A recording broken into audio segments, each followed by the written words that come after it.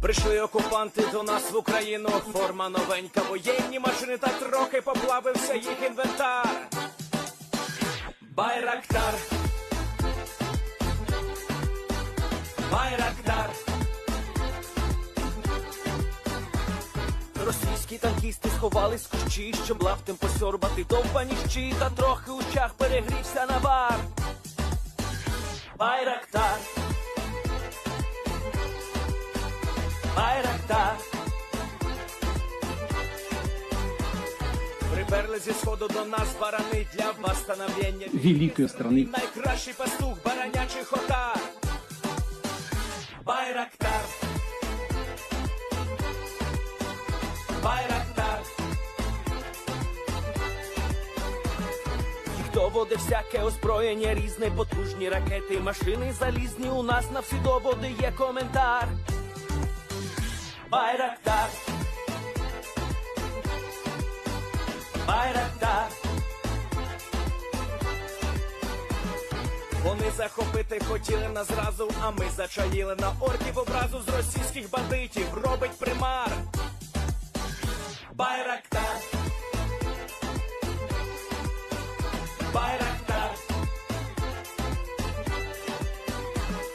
Російська поліція справи заводить, там пивцю рашистів ніяк не знаходить, хто винен, що в нашому полі глухар. Байрактар, Байрактар. Веде пропаганду кремлівський урод, слова пропаганди ковтає народ, тепер нове слово знає цар. Байрактар. Байрактар. Байрактар. Байрактар. Байрактар.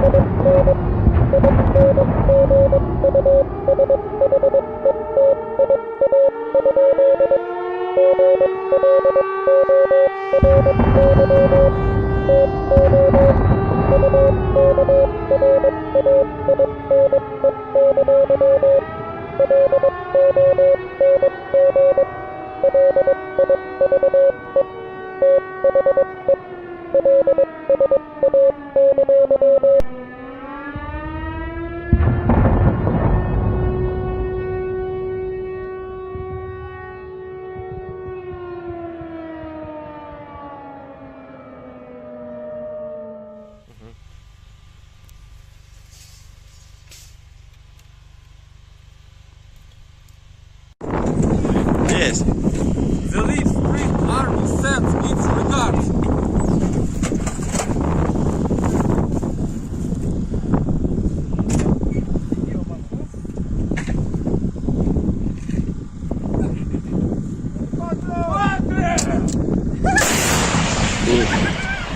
Русский военный корабль. Предлагаю сложить оружие и сдаться. Русский военный корабль, иди нахуй.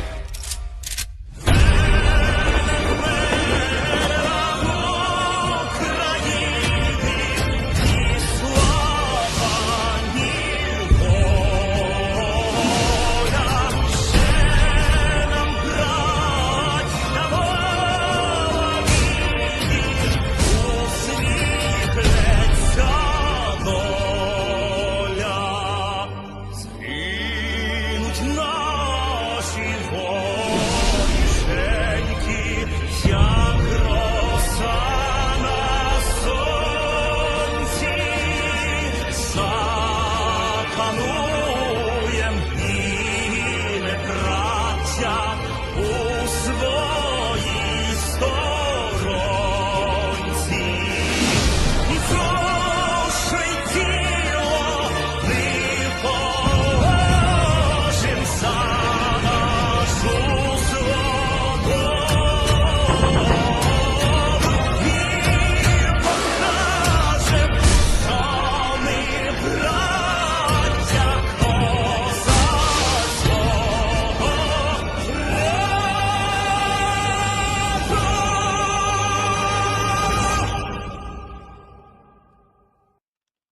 Hello, everyone. I'm the Enforcer, and I'm accompanied by Enforcer Matt.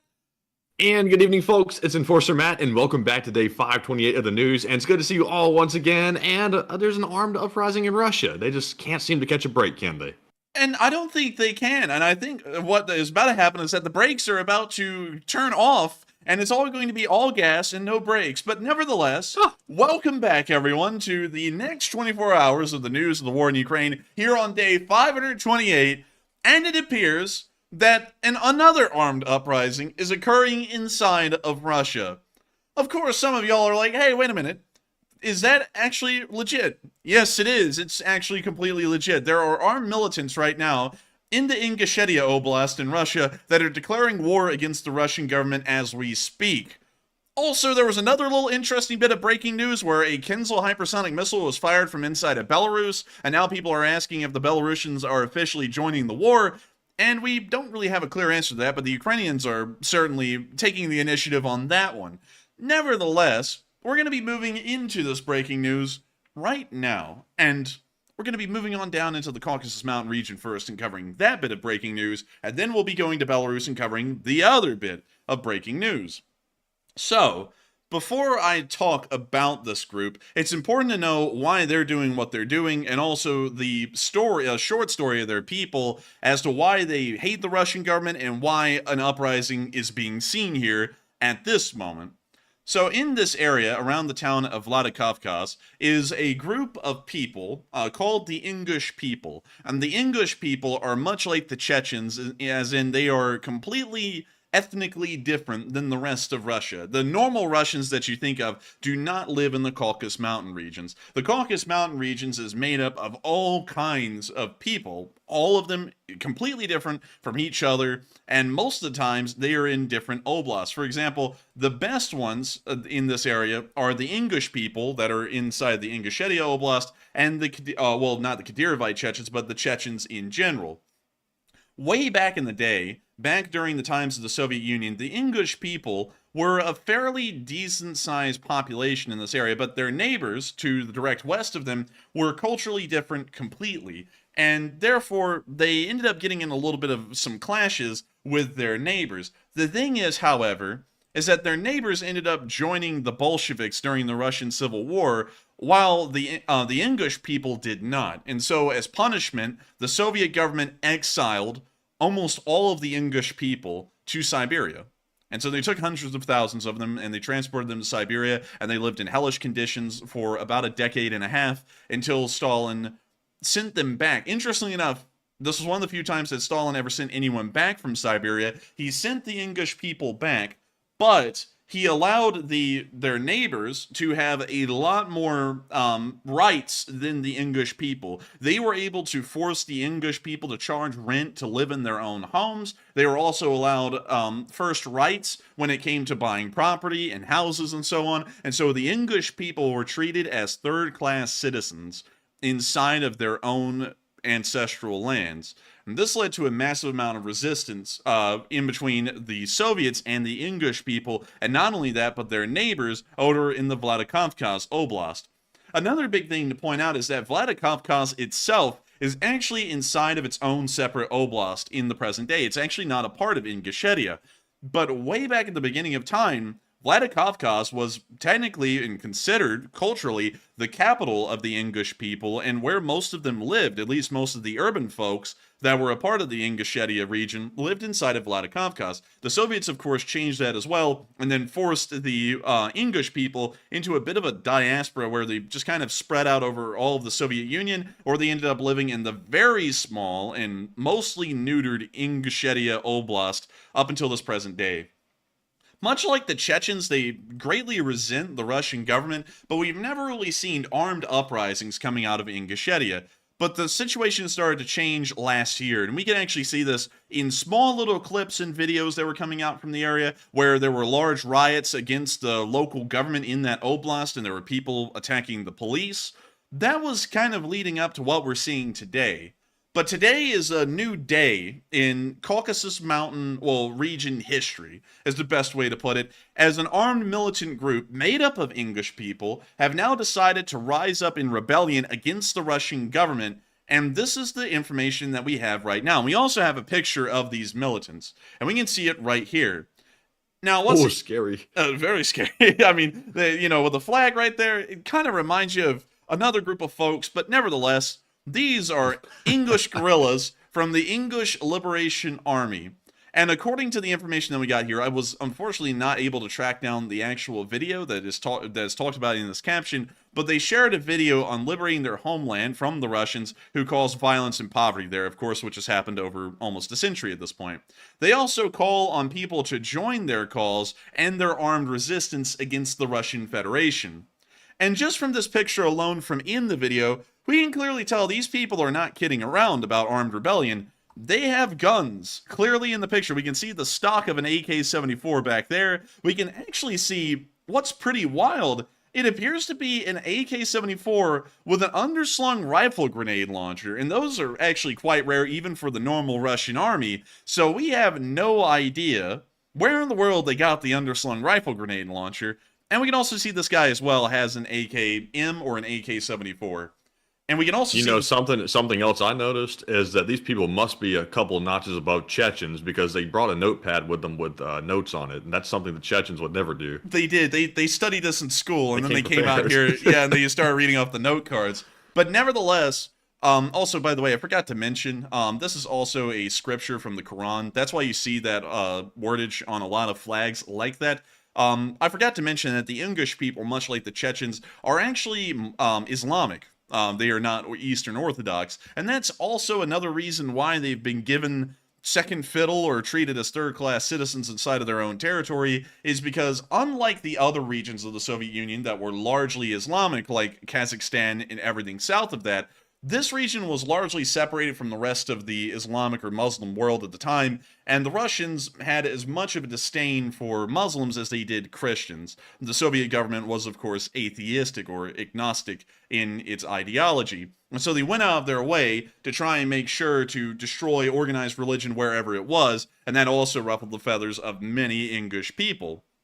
Regardless, this is once again the beginning of another armed rebellion in Russia. We don't really know where this one's going to go at this point. We don't know how large this group really is. We can see that they're clearly armed, and considering that they have an underslung rifle grenade launcher, it can certainly be put into theory that they may have other high explosive weapons like RPGs or something similar that may actually make it a lot more difficult to quash these guys than any other uprising that we've seen so far, at least in this area. It's not going to be your normal, band of thugs with a couple of pistols that are uprising in this area. These guys appear to be well-armed compared to others that we've seen, and so this may start to spread. It may even spread into Chechnya, although it's culturally different. The Chechens may take some inspiration from this and start small uprisings as well, but this is going to start to consume Russian time and effort inside of Ingushetia, and instead of the conscriptive forces being moved into Ukraine from the Caucasus Mountain region, they may end up being moved into Ingushetia and Chechnya to try and hold down these areas and stop them from revolting. And so, fairly wild news. And I also have to say that it's just bizarre to see a picture like this and to think this came out of Russia today. Just really weird, you know? Like the magazine? Yeah, Russia pun Today. intended, actually. But it's really weird to think that the Russians are starting to deal with other armed rebellions. And to have a little bit of an abstract on this, I would have to say these people, we have never heard word or mention of them until today. And I think the reason why they have come into existence, of course, according to public knowledge, as of today, it has to be because of the Wagner unit's uprising in late June. That's really the only thing I can go with at this point. It's wild how many groups there are in Russia that are displeased with the entire situation. And these people just didn't pop up overnight. These people have been stewing for a long time, and now they found an opportune time to rise up. And you don't see this problem happening in Ukraine, but you see it happening in Russia quite a bit. No, you don't see this problem happening in Ukraine. You may see a couple of disillusioned people here and there trying to report information to the Russian FSB about Ukrainian troop movements and things like that, but you never see anyone trying to organize some kind of a liberation front like the English Liberation Army right here to liberate their area from the Russian Federation. That's something you don't really see, and I would have to say this. This has to be a consequence of the Wagner revolt, because the Wagner revolt showed how weak the central Russian government is right now. they got within 2 hours of Moscow before they stopped their column, and they didn't really face any large or organized resistance on their entire drive from Ukraine to Moscow itself. And that must have shown to folks like the English people that there is an actual chance that they could rise up against the Russian government and end up winning. Because the Wagner showed anything in Russia is possible at this point, because the Russian government really doesn't have the spine nor the strength to really stand up against these people in any meaningful way. At this point, they may be thinking, because we saw that the Wagner unit was given concessions by the Russian government actually, that they may also get concessions as well. They may not outright win and get a total victory over Russia, but they probably will be able to turn their region far more autonomous than it ever has been before and kind of be given the reins to run the place. That may be what they're hoping for, or maybe what they've seen from the Wagner rebellion. But I would have to say, this, once again, is not the beginning of the end. This is probably going, like the Wagner group, when we saw that happening back then, we said, this is going to be the first of many revolts like it, because now it's laying out the groundwork.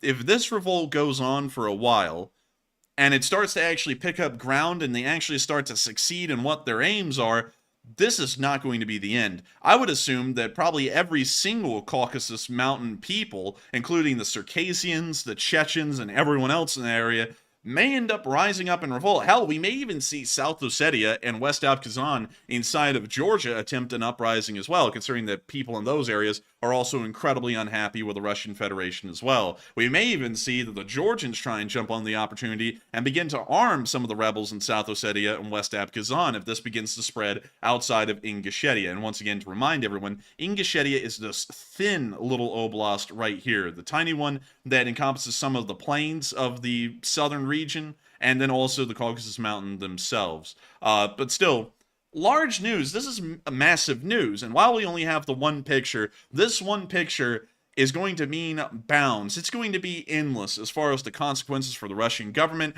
and also the further degradation of the idea of the Russian government having control of their own country. And so with that, we're now going to be moving on from that breaking news and moving on into something that has also been incredibly escalatory today. And to explain a little bit of a story of this, because both of these breaking news stories require a little bit of expounding to get out why they are such a big deal and why it is breaking news, but Belarus has actually not been largely involved in the war in Ukraine ever since the end of the Kyiv offensive on April 1st of 2022. Russian forces, of course, launched their offensive from the Belarusian borders at that time, but after April 1st, which was the Russian withdrawal of forces in the northern region, all the way from around the western side of Kharkiv and all the way around to Kyiv itself, they withdrew all of their forces in that area.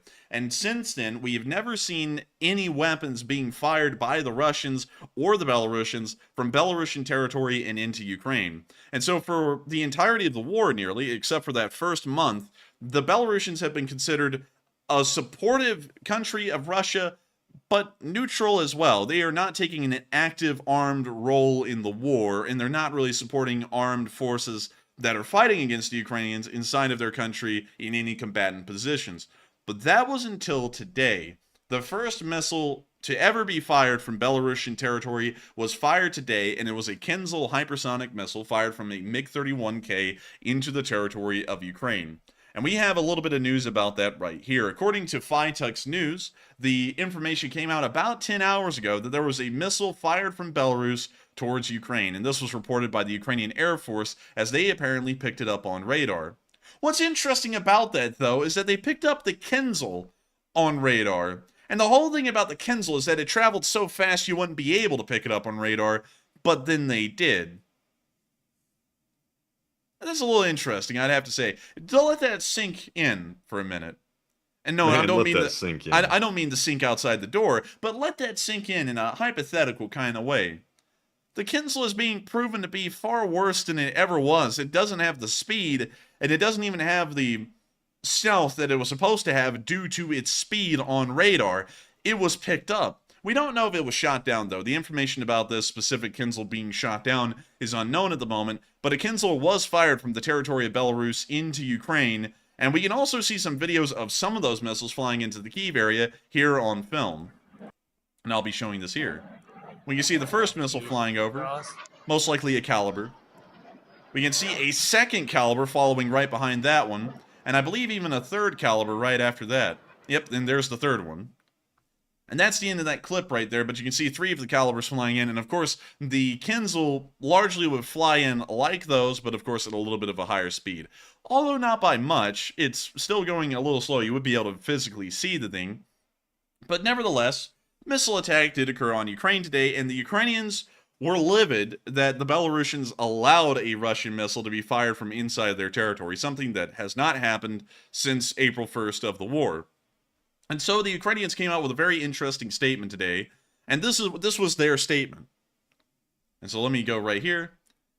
This was also made in 2 separate places, by the way, and it was worded a little bit differently in both. The Twitter page for the Ministry of Defense of Ukraine said 2 can play that game, period. That was it. That was their response to the Kinzel being fired from Belarus. And then also, I believe this was posted on Telegram as well, they said you can play this game together. Apparently, it's like a duo split. You can play it 2-screened. But nevertheless, it appears that the Ukrainians are starting to size up the Belarusians for possible reprisals, considering that they allowed this Russian missile to be fired from their territory. And it's also starting to bring in another question again. Are the Belarusians getting more involved in this war, or are they planning on taking a far more active role? And the answer to that right now is a little unclear. They, of course, did do something that was unprecedented today, allowing a Kinzel to be fired from their airspace and into Ukraine, but we don't really know if that's going to be resulting in other actions that the Russians are allowed to take inside of Belarus, or if the Belarusians are planning on taking some kind of action themselves. Ukrainian intelligence has largely ruled out the idea that Belarusian forces will be involved in the war, or even the Wagner, as an extension the Belarusian government, will be involved in the war. They've ruled that out almost entirely at this point. So that means that we're really looking at Air Force involvement. Will the Belarusian Air Force be involved in this war, or will they allow the Russian Air Force to operate inside of their airspace and fire onto Ukraine? And I believe we may be looking at a situation involving the latter, where the Russians are allowed to fire into Ukraine from the territory of Belarus. And here is why. Russian aircraft and Russian missile forces have been firing from the same places ever since the beginning of the war. From Russian territory, from the south near Crimea, Rostov-on-Don, occupied territories, and firing off missiles inside of the Black Sea from submarines and ships. And so the missiles have been flying in all from the general same directions. The Ukrainians have most likely structured most of their air defense batteries where they're looking towards the west. And of course, air defense batteries have a 360-degree view, but they probably prepared all of their air defense systems, most of them, to be westward facing or facing towards the southeast or direct south in an attempt to try and stop the missiles that are flying in from those directions and have been flying in from those areas for nearly a year and a half at this point. The Russians are probably hoping that if they fire the missiles from the northern direction near Belarus, perhaps less air batteries are directed towards that area and less attention is being taken towards that area. And so this Kinzel hypersonic missile being fired from there today was an attempt to test if that theory is true.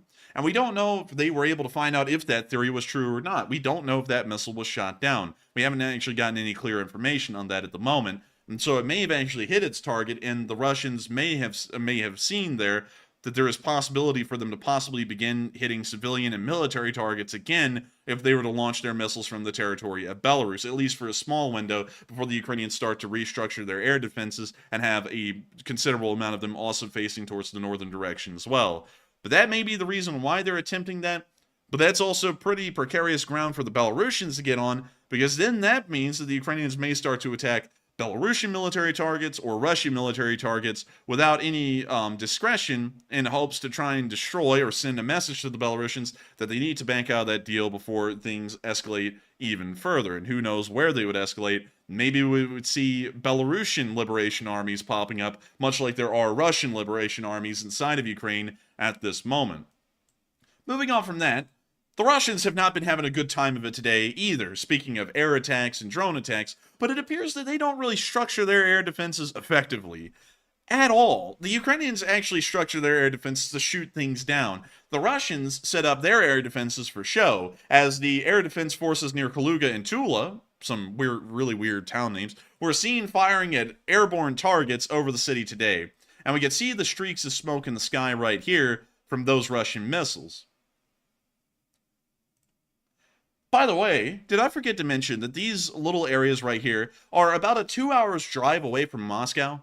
That's going to become important in a minute, but nevertheless, these air defenses were active in both areas today, and there's a spread within these towns, and let's measure the distance from the center of Kaluga to Tula, of 60 whole miles. That is an incredibly wide field. And not only that, if we were to measure from the effective range of air defenses based in Kaluga all the way down to the very end of the range of effective air defenses in Tula, we would probably see that the air defense perimeter in this area is about 110 to 120 miles wide, maybe even wider, and a considerable line of defense. Nevertheless, while all of these missiles were fired, just about an hour later, an explosion was seen in Moscow, right outside of the Kremlin. Check it out. Look at that. And we can hear the cameraman humming a little Ukrainian song. I saw this earlier today. Do you know what the actual cause was? I do not. The Russians are trying to claim it's a Lamborghini on fire. Oh, really? Yes. The only catch is there's probably not a single Lamborghini anywhere in Moscow except for Putin's. No, and if there were, they were probably in Moscow City, not outside of the Kremlin. That would just be weird. But nevertheless, this little fire here appears to have been right near the Kremlin. I'll show y'all why. We were actually able to geolocate this little clip because while it's here, it's actually somewhere around here, and I'll move it there just so that way when y'all click on the map, y'all see where this most likely was. If we go to Moscow and we try and find visible landmarks, we can see one big visible landmark in this area. It's this one here. You see that gold-domed church-looking building right there? Yes. That is a very special cathedral inside of Moscow, and it's right here. It's the Cathedral of Christ the Savior. It's very special. It's the only one of its kind, and funnily enough, the Soviets actually bulldozed this thing in the 1930s because, you know, it was an evil sign of the Eastern Orthodox Church, and so this had to be rebuilt in the 90s with the very little money that the Russian Federation had at that moment. But nevertheless, it stands today as a big monument inside of Moscow and something clearly visible. Now, if we look at the cameraman here, we can see that he's looking down the river and towards that little cathedral right there. And so if we go all the way down the river, we can see where he is. He's right here in this building. He's in the Krasnaya Ploshad. And if we take a look at this building, it is a fairground, interestingly enough. Now, that's new. It's Bozo the Clown's Lamborghini. But anyways, Man, the circus in Russia is very lucrative, Bliat. Man, have you ever been to the circus? By the way, that's the Russian word really. for circus. But he would have been in one of these apartments right here over this highway, and he was looking from the building, down the river, past the cathedral here, and somewhere over here. Because if we look again, you can see that the smoke plume's coming from a little bit further behind the cathedral, but somewhere just directly off to the side of it. So it would have been somewhere in this area here. Now, I've got to be honest with y'all, it's not a bad area, you know, because getting close to the Kremlin, nothing's really that bad. You can see that here. But I'm kind of doubting that it'd be a Lamborghini. You know, this isn't really the place that a Lamborghini owner would park their car, if you know what I mean. And also, I like the red stars out, you know, because nothing says Christmas like executing the capitalists. But nevertheless, something caught on fire right after those air defenses were activated, right outside the Kremlin. We still don't have a lot of information about what that was specifically. Of course, the Russians are claiming it was a Lamborghini. But keep in mind, everyone, the Russians claim many things. For example, they just claimed yesterday that they destroyed another 15 Patriot systems. But the problem with that is that the Ukrainians don't even have 15 Patriot systems, much less 15 to lose in a single day. So this was most likely, from what we understand, an effect of the drones that just flew through the air defenses at Kaluga and Tula, but the information about the damages is not forthcoming at the moment. But this is the general area it was in inside of Moscow. And so, while all this is happening, while there's just absolute mayhem and chaos happening and Russian air defenses aren't responding to anything, and the drones are just flying through completely unopposed, Russian propaganda was at it the strongest. Now, you know, for the weakest Russian, there is always the strongest propaganda bureau. And today, the Russians decided to argue that Russia is way better than the West. In the middle of this whole thing happening outside, just probably outside their studio. And so with that, here is the video. And it's a very short one, by the way, because I want to keep the brain rot to a minimum.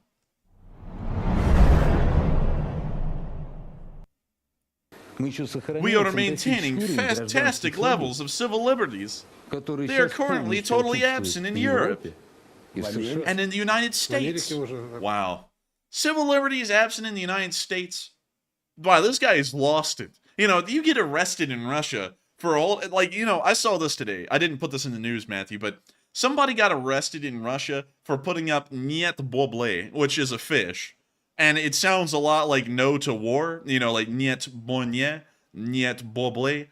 And they arrested the guy for holding up a sign with a fish on it that said no to blobly. And so he's going to say, crazy. Yeah, so they're trying to make it seem like they were trying to attack the government? Yeah, they are. And now this guy, dressed up like Mao Zedong, the chairman of the Communist Party in China, he's going to sit there and say, civil liberties are the best in Russia. It's like you get arrested for holding up a sign saying no to fish. That's like going down to downtown wherever y'all live and saying no to red snapper, and the cops come by and they throw you in a van. You know, it's like, what the hell is this guy talking about? Anyways, they no longer have this in America. It doesn't exist in Europe or the US. Let me tell you, we will conclude this part correctly. And then we will build everything up. Everyone comes to the one who is strong. No one comes to the loser.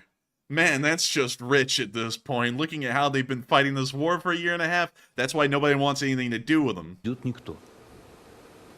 And also, what the hell is this guy trying to be?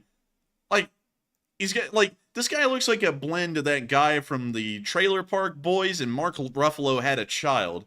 Like, I don't even know what the hell this guy is supposed to be. Right. Like, I don't even know. The current type of American capitalism and current technologies of societal development are incompatible.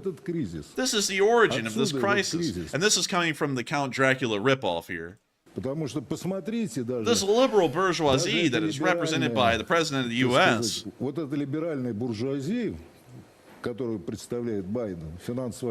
The financial oligarchic one is trying to preserve the system, preserve it by any means, down to a dictatorship. Oh man, censored. They're correct in realizing, oh man, oh no. Man, I can't even read these. There's nothing surprising in their mobilization. Good God. Oh, bliat. Dude, hang on. Hang on, we gotta go. I'm telling you, keep my name out of your mouth. Wait a minute, hang on. We gotta go pull up what this woman looks like. Let's see. 1 second. I can't say it out to y'all. Here we go. Hang on, let me go find it. This woman, she looks like this. Oh dear. Oh, that's hardcore. Oh, dear. Oh, dear. Oh. Yeah, so keep that in mind. I'm telling you, there's a lot of subject matter there. There's a lot of subject matter. And so with that, we're going to let this continue, but I just want y'all to have that in y'all's minds. They already broke all European leaders and Europe. There's no one there who could oppose them in any way. Why are they moving against so-and-so? Okay, well, I can't read that. That's censored. That still remembers some of its... and it would like to preserve... Wow. Nation states get in the way of their globalist agenda. Well, that doesn't make any sense. She's getting at something very bad. Yeah, you know, I'm really debating whether I could even read this stuff, because it's there, you know what I mean? You know, it's kind of going against the cardinal rule on this channel. And I think we'll actually have to cut the brain rot here. Because usually we run this stuff through and through, but this is kind of entering an area that we avoid militantly, because of course we have a no politics rule on this channel, especially about American politics, and it seems like what they're trying to do on this show is try and game, as foreign powers do, the two sides against each other to try and create a divide, and that's of course something we can't do on this channel because they have a rule against it and we don't pick sides. So we're going to have to move on from that, but a fairly interesting look at the Russians trying to make themselves seem like they're on top of things. But I gotta say, I don't really know if they're going to be succeeding in that or not, considering that they're almost broke and they're still not winning a war with Ukraine, which before the war, they weren't really known for their military prowess. or really anything for that matter. And now they're kind of known for a lot of things, including beating what was supposedly the second best army in the world. And so with that, we're now going to be moving on from Moscow, where that's happening, and the brain rot's just consuming it all, and we're now going to be moving on to the town of Kazan, because we saw some interesting pictures from this area today that may violate some Russian OPSEC. Look, it's T-14s. They're getting transported through Russia on the back of trucks. No. Door, bled. Look at that bled. Very interesting to see. And I wonder where they're taking them. Because they've been at Kazan for 9 months at this point.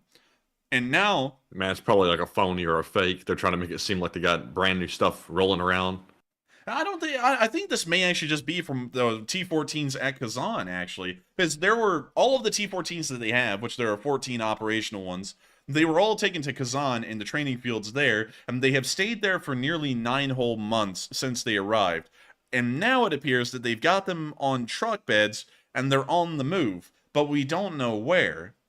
And so that's really interesting to see. They're moving the T-14s again, and we have absolutely no idea at the moment where they're going. I'm not going to say they're going to Ukraine because we're not really sure if they are, but it is still something interesting nonetheless because they've been at those training grounds for 9 months. That is a long time to have them at the training fields, and now they found, for some reason, that they need to move them. I don't think they're going to Ukraine. I'm going to have to say that outright. My bets would be that it's going to be a lower percentage chance that they end up in Ukraine, because it appears that they've never really been able to fix the teething issues with these tanks. They have a lot of problems. The turrets don't really function properly. The engines are also underpowered and also very unreliable. And there are many other ergonomics problems with the tanks that have not been sorted out yet. And also, there's a lot of budgetary concerns to keeping these things behind the lines. These are very expensive main battle tanks. We estimate that right now they cost around $5 to $6 million. And that is very expensive, especially for a country like the Russian Federation that is cash-strapped. And I also have to go into a little bit of a story about Russian acquisitions and procurements, is that these tanks were actually supposed to have replaced everything in the Russian army by 2019. The entire Russian Federation's army was supposed to be using nothing but T-14 armadas by 2019. It's now 2023, and there are only 14 of these that are actually in the Russian army. And that shows you how cash-strapped they really are, and how their ambitions are massively scaled down to practically nothing, because Russia doesn't have any money to be able to do stuff like upgrade their entire tank force with brand new tanks. So I have a feeling they're probably not going to be taking these to Ukraine, because this is really their only propaganda hope at this point, to making Russia look like it's modern, although there's only around 14 to 15 of these inside of the entirety of the Russian Federation. So we're now going to be moving on from Kazan, and we're going to be rolling on down our way to the beautiful little location unknowns. And we've had some really interesting ones today, and the SBU has come out with a brand new mixtape showing all of the tanks and vehicles that they've been able to destroy over about the last week. And there's a lot of them in that little video. And that's from right there. But really quickly, it seems like a lot of y'all have actually kind of been sideswiped by the news of the armed rebellion inside of Ingushetia. And a lot of people apparently didn't even know about this because nobody out there is reporting on this story, which is kind of shocking to me, because after we heard about that, I thought it was a pretty big deal. We actually were going to plan on talking about the missile fire from Belarus tonight, but once I heard that there was an armed militant group now declaring war against the Russian government, I was like, well, that's certainly bigger news than the missile being fired from Belarus, because that has large consequences to it. But nobody has reported on it, apparently. And a lot of y'all have been talking about it. A lot of y'all have been putting y'all's opinions out on what's been going on down there and what may come out of it. And I want to make sure that we touch on that, because we've been putting a lot of y'all's questions up to a public vote and trying to see what all of y'all think about these topics, what the majority opinion is. And so with that, what do we got, Matthew? All right, so jumping right into our first poll segment, our very first one says, Ukraine reports that Kinzhal missiles were fired into Ukraine from Belarus, but we have very few details. And what are your thoughts? 54% said Belarus is at the mercy of Russia, 31% said Belarus is likely joining the war, 12% said unsure, and 3% said it was a hoax and no missiles. And I must say that the Ukrainian military put out the report earlier today that a Kinzhal missile, to my understanding it was just one of them, was launched from Belarusian territory and headed toward a Ukrainian city. I'm unclear exactly where that specific missile hit, but the Ukrainian military reported that. However, after the fact, details became very sparse about that alleged missile. And to me, that kind of raises some alarm bells because I'm not really sure why we don't have many more details about it. So there's some information that we're missing here. But I would say that Belarus is at the mercy of Russia.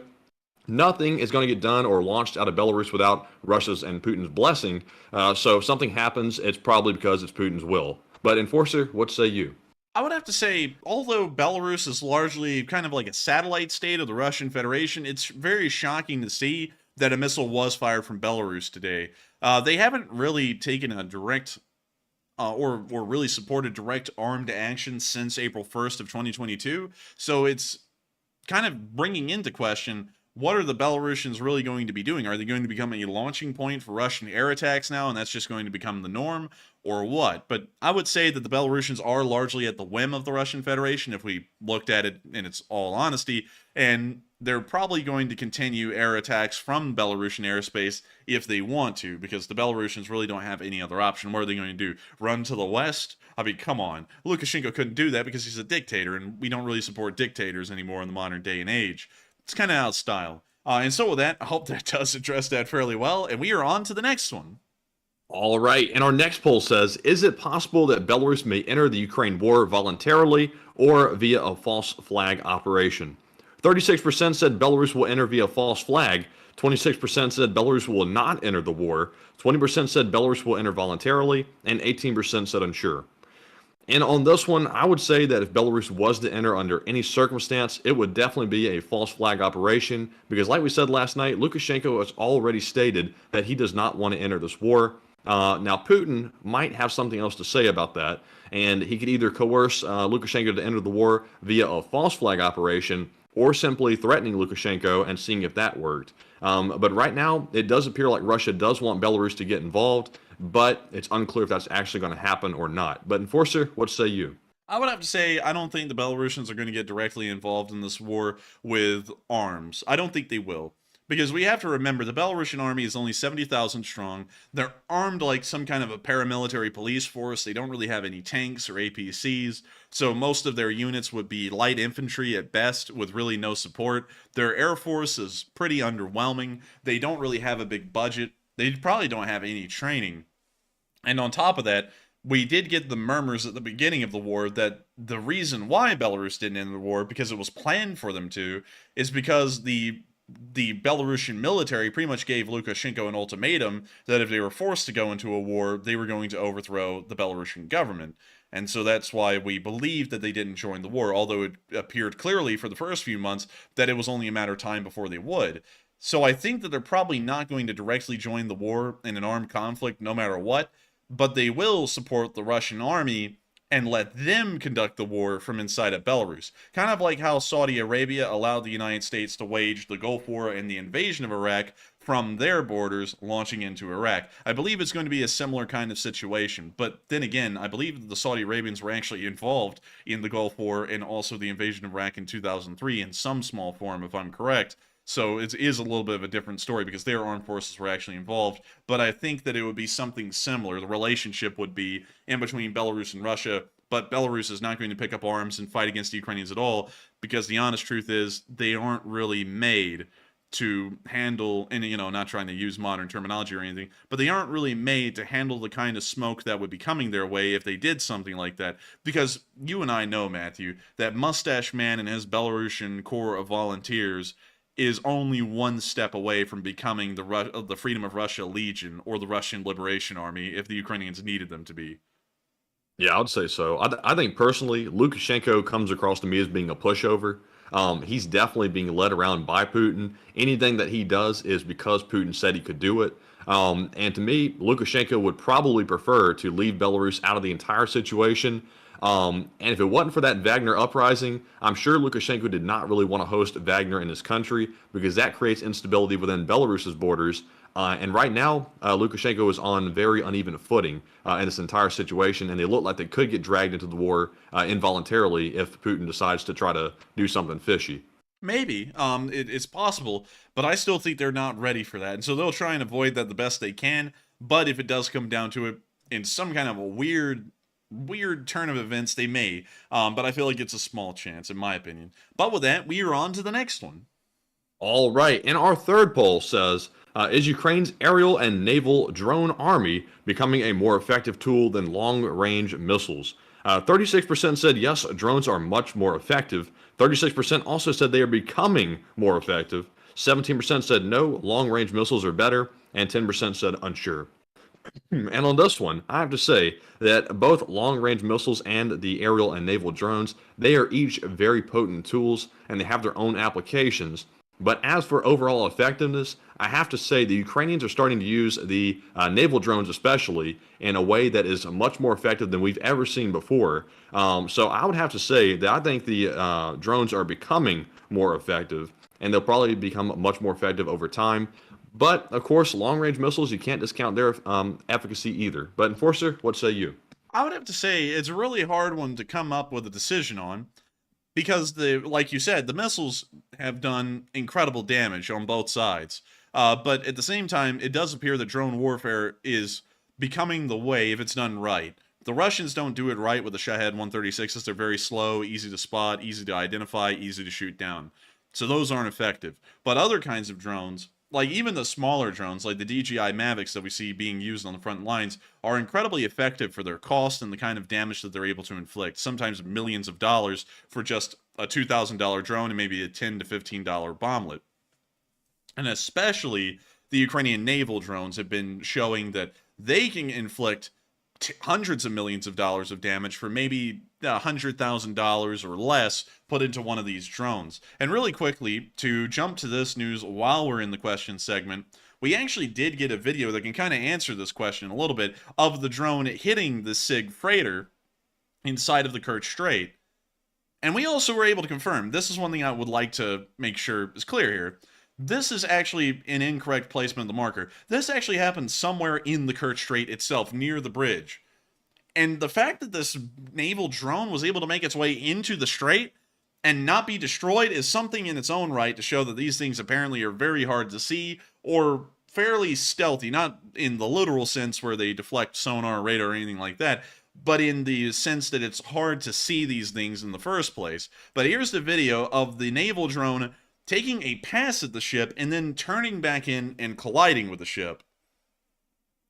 And we can see it spinning around. We can see the lights from most likely Tamam over there. And Kerch would be on the other side as the little kamikaze boat is whipping around right here. We see it whipping up spray as it continues on its path. And now it's going to loop back around, and there's the SIG. We can clearly see that is the exact outline of the SIG and everything. And also, I gotta say, the connection on the video feed is incredible. Like, it beats out anything else we've seen. This is like real-time footage. Someone had asked in the chat, how does Ukraine control these drones from so far away? I have no idea. I'm not sure, because obviously the thing blew up. So they had to get this over a wireless feed somehow. I'm not sure exactly what they're using to, like, uplink with this thing or downlink, but it is wild how good the resolution is. It's insane. They must have some kind of incredibly powerful transponder or something like that in it for it to be able to be operated from this far away, because it's wireless, and there's no way that they're going to be, I don't know, maybe they're setting up buoys or something like that that are able to transmit the signals somewhere, and the Russians haven't found them, or if they find them and destroy them, they place out another. Who knows how they're operating them, but they were able to ram this thing where I would assume the engine bay is on the SIG and knock the ship out. And the fact that the drone... what's even better is the drones are so revolutionary because they don't have to risk any soldiers' lives whatsoever to carry out this very large attack, because that's a lot of explosives on that thing. It's 450 kilograms worth, and it blew a hole in the side of that ship. And not a single soul had to be put at risk to do that, which is what's so incredible about it. Yeah, and it's absolutely incredible. Really an amazing type of drone.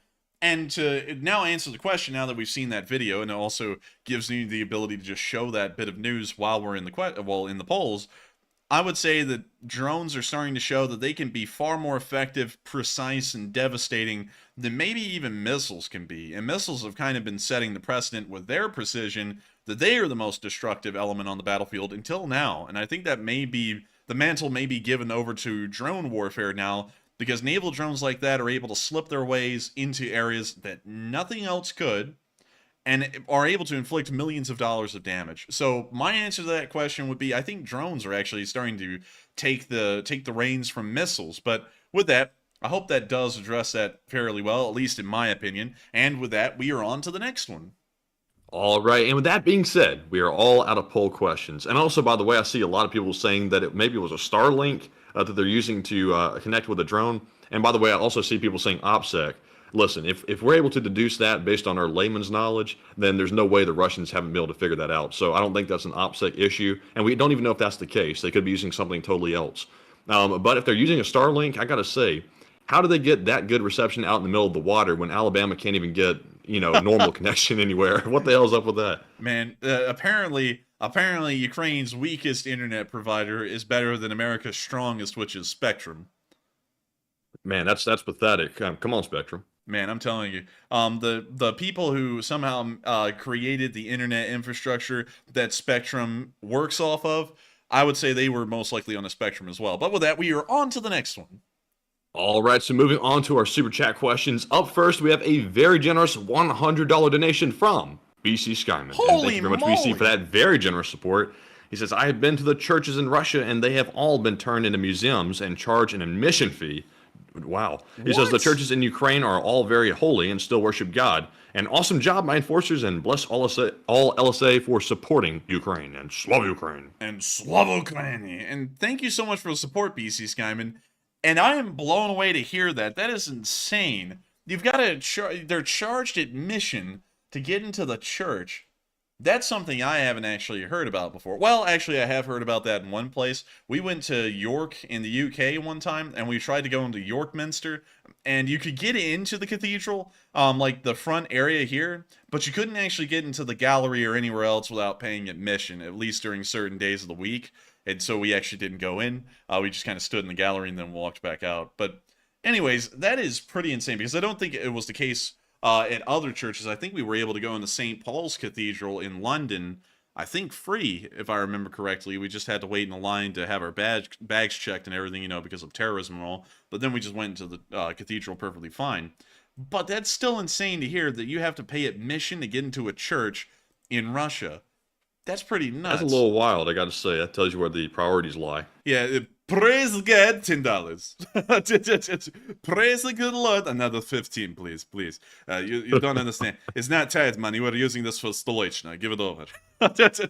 Give it over. We've got to get drunk out back. Listen, these robes aren't made of silk. They're Adidas. They cost money. Hand it over. But still, thank you for sharing that, because I had no idea about that. That's just weird and really bizarre. And also great to hear that the churches in Ukraine are hopefully free to go into. From what I'm understanding, it sounds like they are. If they weren't, that would be pretty messed up. But still, thank you so much once again for the support and sharing that interesting little bit of information with us. And thank you once again for enjoying this channel and saying we're doing an awesome job. We try our best. And thank you so much once again for helping us to run this channel, so that way we can continue to support Ukraine. And so, thank you so much once again for support, BC Skyman, and being an old guard of the Leaf Spring Army, and I hope we address that fairly well. And so thank you so much once again, and long live the Leaf Spring Army and Slava Ukraini. And with that, we are on to the next one. All right, and our next super chat goes to Rob Eisman, who puts in a $50 donation. And thank you very much, Rob, for that very generous support as well. And he says, always thinking of my fellow warriors here. The best, I confess. I'm tired of listening to Kinzel hypersonics. The U.S. ground-based ballistic interceptors move around 15,000 miles per hour. That's about Mach 19.5, and that's hypersonic in my opinion. And run silent and run deep. Hey! Yes. Rob Eisman. And I got to thank you so much for the support. And also thank you for sharing that, because I didn't know that ground-based ballistic interceptors were able to travel at those speeds. That's actually pretty whopper of a speed right there. Mach 19.5. I mean, like, dang, that's pretty fast. I think you could travel places at that kind of speed pretty quickly. But still, thank you for the support. And I would have to agree, Kinzels are nothing but hype. It's really just a hype fest as far as it goes. And it's one of those propaganda things that the Russians put out there to make themselves sound modern, kind of like everything they've been doing over the last decade. Because the Russians are trying to at least make the world envision them to be a force to fear or a force to be reckoned with. And one of those things that was all hype, and let me see if I can find it here, the Ratnik gear. Let me see if I can find that real quick. Yeah, here we go. The Ratnik program. And let me go find one of the little advertisement The pictures. Vatnik program? The Vatnik. No, the Ratnik program. And here we go. Here's something from the Russians themselves when they were advertising their new soldier thing. It was called Ratnik, and that's why a lot of the Russian soldiers wear that weird, super digital but incredibly fine print camo. It's a part of the Ratnik program. And this whole program was supposed to be bringing the Russians up to modern day, and in fact, surpassing everyone in the Western world by the kind of kit that these soldiers would be wearing. And it was supposed to integrate communication systems into their... Man, Ratnik is now stored in the fiction section. It's a thing of the past. Yeah. This is a joke.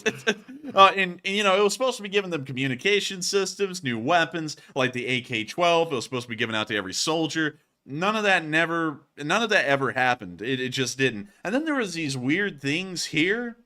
Y'all may remember these stupid suits because they put these out and they said, this is actually going to be a part of Ratnik. These can resist 50 BMG and the operator isn't even phased when he gets hit by it. And, like, you know... I gotta admit, that's kind of cool. I will say it's kind of cool, but they obviously didn't implement it, so it wasn't realistic. Okay, but I'm asking you this, Matthew. Do you really think that a little hexagon-shaped plate on your clothes is going to stop you from getting injured from 50 BMG? I would doubt it. I mean, it has the potential to do it. I mean, if it's thick enough and it's the right material, but it would probably be so heavy that it's probably unrealistic. And is anybody even in that, or is that like a mannequin? I think this was a mannequin, if I remember correctly. But yeah, I mean, it probably is unrealistic, but you know, they're trying to do the propaganda thing, so they bring this thing out looking like it's real. Well, yeah, but they never showed any proof of this thing actually working or anything. They just kind of rolled it out and said, look, it can resist 50 BMG. And everyone in the world went, oh, Russia is so advanced, they would curb stomp the United States. And then this thing just disappeared after they got the propaganda effect from it. But this was supposed to be a part of Ratnik as well, and it never happened. In everything the Russians do, including the Kinzel, this is kind of another example like the Kinzel, it's just all puff talk. It doesn't really exist, and it wouldn't work in practice, just like the Iskander or the Kinzel. Well, the Kinzel really is just an Iskander, but like the Kinzel. And so with that, thank you so much once again for support, Rob, and I hope we were able to address that fairly well. And thank you for being our submariner of the Lee Spring Army. Run silent, run deep. And so with that, thank you so much once again for the support. I hope that does address that fairly well. And we are on to the final one of this segment, and then we're going to be moving on into the SBU's montage of destruction and mayhem over the past week.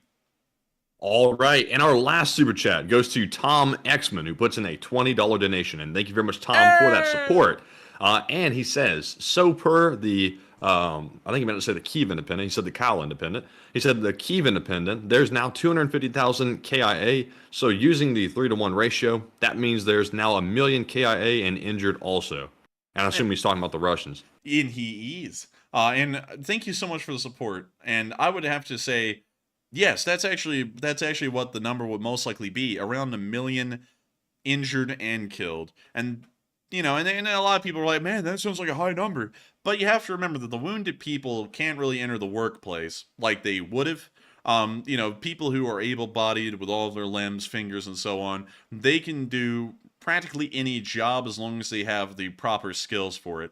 People who have lost arms or legs, it's going to be a lot more difficult for them to do those jobs, or it may be completely impossible for them at this point. And that means that the Russians have lost 1 million working age men in this war just due to the killed and injured.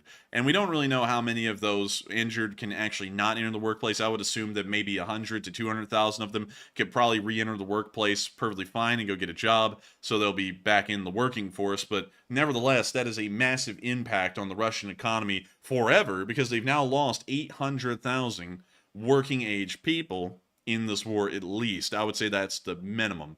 And so that is something to keep in mind. And also, and that's also pretty shocking when you think about it, that if there are 250,000 dead, that means there are that many wounded as well. And there's about 1 million Russians that have actually been injured or killed because of this war. And that is just bizarre to really think about and bizarre to wrap one's head around, because wars that inflict those kinds of losses on any side, we haven't seen that since, hell, the Syrian Civil War. That was like 10 years ago or so. And so with that, I hope that does address that fairly well. And thank you so much once again, Tom, for supporting this channel and helping us to keep it running, and also throwing in a pretty big bombshell like that, because, you know, of course, we used to talk about the wounded to killed ratio and put out the numbers, but we haven't done that in several months at this point. And so it almost shocks me when you hear that 1 million of them have been wounded and killed. This is like, that is just an insanely high number.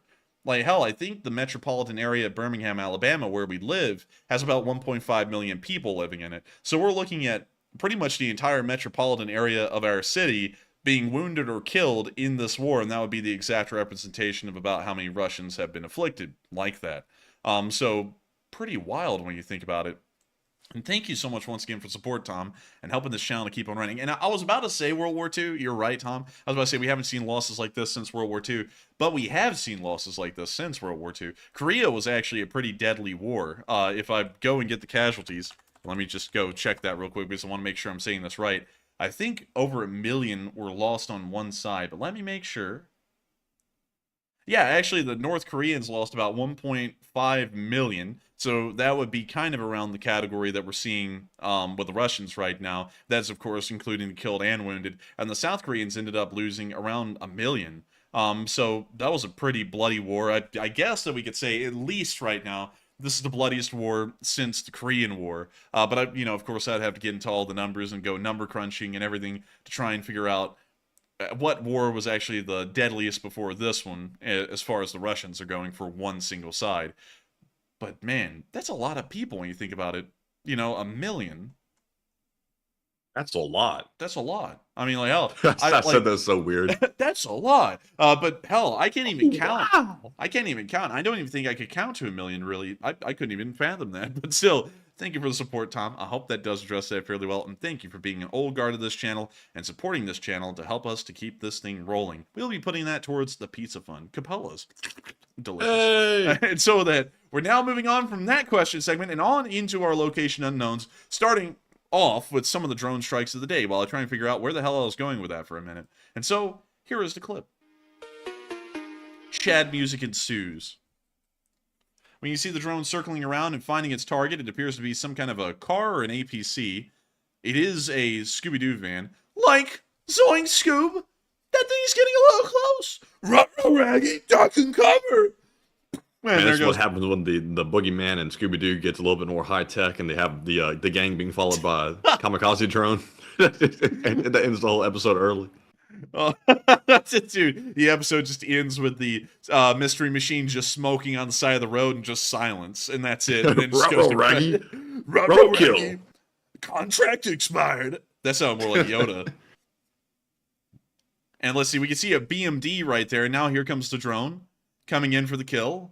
And right on the mark, right near the back of the BMD, setting it aflame. We can also see something else burning over here to the right side.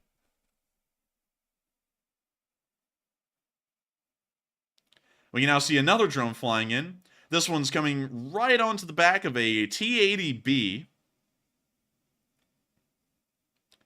And we can now see a drone in the distance watching the tank get hit. And we're about to see that in a second. And there's the hit, knocking out the engine most likely, and we can see some white smoke coming off of the tank. We can now see the next clip, which is a drone sizing up a target on the roadway here. We can see it coming on down the road. We can't tell what vehicle that is at the moment. It's a commissars. Very nice. We're about to see it get slammed, and... Wait, no, that was actually another Scooby-Doo van. Ruh-roh, Raggy. Like, Zoink Scoob, we're not catching a break. Ruh-roh, Raggy. I get no respect around here. And we can now see the burned out... Man, if only those Russians hadn't meddled with those guys. Ew, dude. This is a pickup Scooby-Doo van. Ew, that is stupid. Oh, man. That's like that Honda truck thing. Yeah, Ridgeline or whatever. You know what I'm talking about? I thought Ridgeline was a wallet. Nah, there's a Honda Ridgeline. It's like a SUV, like, pickup hybrid thing.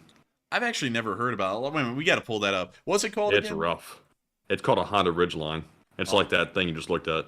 Honda Ridgeline. Good God. It looks like the mix of a Honda Odyssey and a Ford pickup truck. It's rough, man. Like, Zoe Scoop, I'm getting PTSD.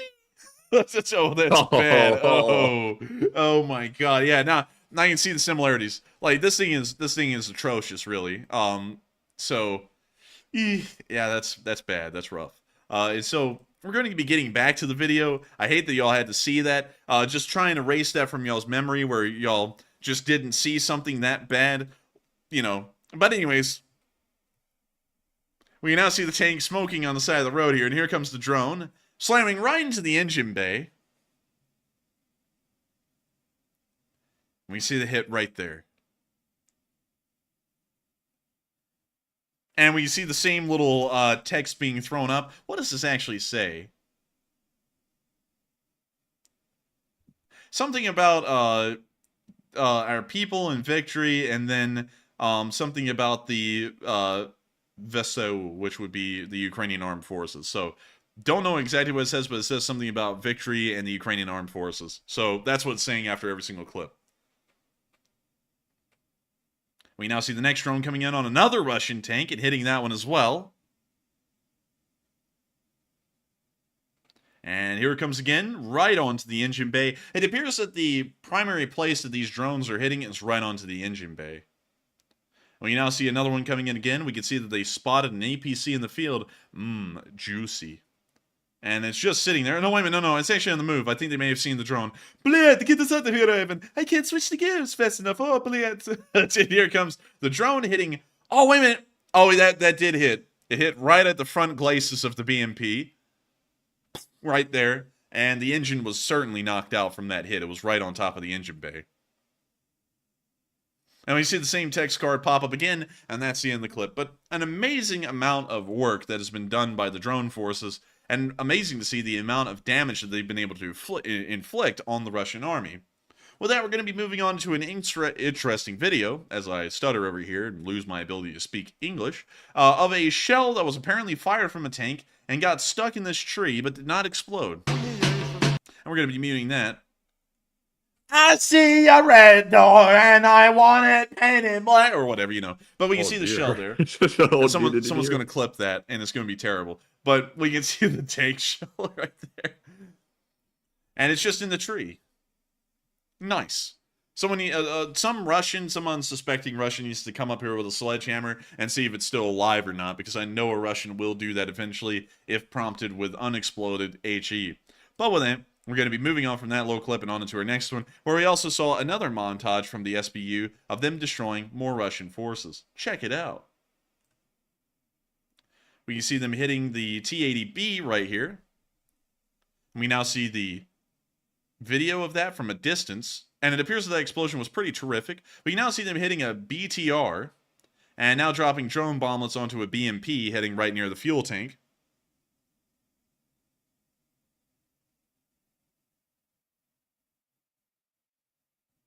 And we can now see the tank brewing on up. We now see an RPG shell being flown right into the back of a vehicle. Can't really tell what kind it was, but it did hit. We see that one being flown into a house. Not really a vehicle, but, you know, it still counts. Oh, that thing's toasting quick. You see them hitting an electronic warfare camera. Oh, wow, they hit that dead on. Slow too. Wow, that was a precise hit. That was precise. Respect. Oh, my God.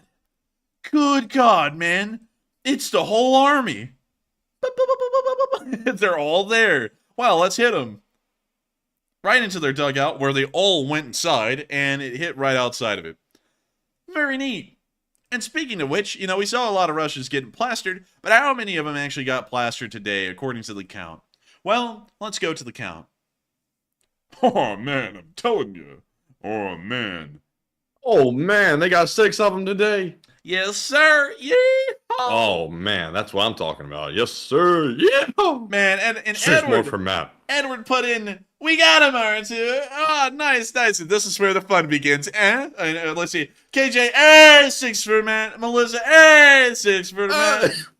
Oh, God, he's dying. Bushy, 6 for Matt. Brad, 6 for Matt. Mark, another 6 Stop for yelling. Matt. Hey. Stop yelling. Oh, for the love of God. Hey, Bert and Ernie, 6 for Matt from Margaret. Margaret Emsley. Very nice. Very nice. And let's see here. Man, this is that Twitter garbage. Man, it's that Twitter garbage. 6 more for dude. Matt. Hey! And let's see here. What else we got? What else do we got? Oh, we got nothing. Oh, man. Well, I mean, still, you know, it's pretty good. I mean, a lot Man, of be careful scrolling through the comments for real. Oh, man. Gotta watch out, man. You just don't know what's down there. Gotta you know? watch out on Twitter. That's why, you see, that's why, folks, that's why I put in a lot of hours before the stream, because I only go places where I know what's there. You don't want to do that kind of stuff live because you could end up seeing things that you don't want to see. And I'm not talking about, you know, stuff that's not about Ukraine. I'm talking about some things. I can't even say what those things are, but they're things. And they're things. They don't call it X for nothing. Man, they don't call it X for nothing. I'm telling you that right now. But nevertheless, oh my God. We saw that 620 Russian soldiers were knocked out over the past 24 hours. A pretty high number, actually, compared to what we've been seeing over about the past week or two.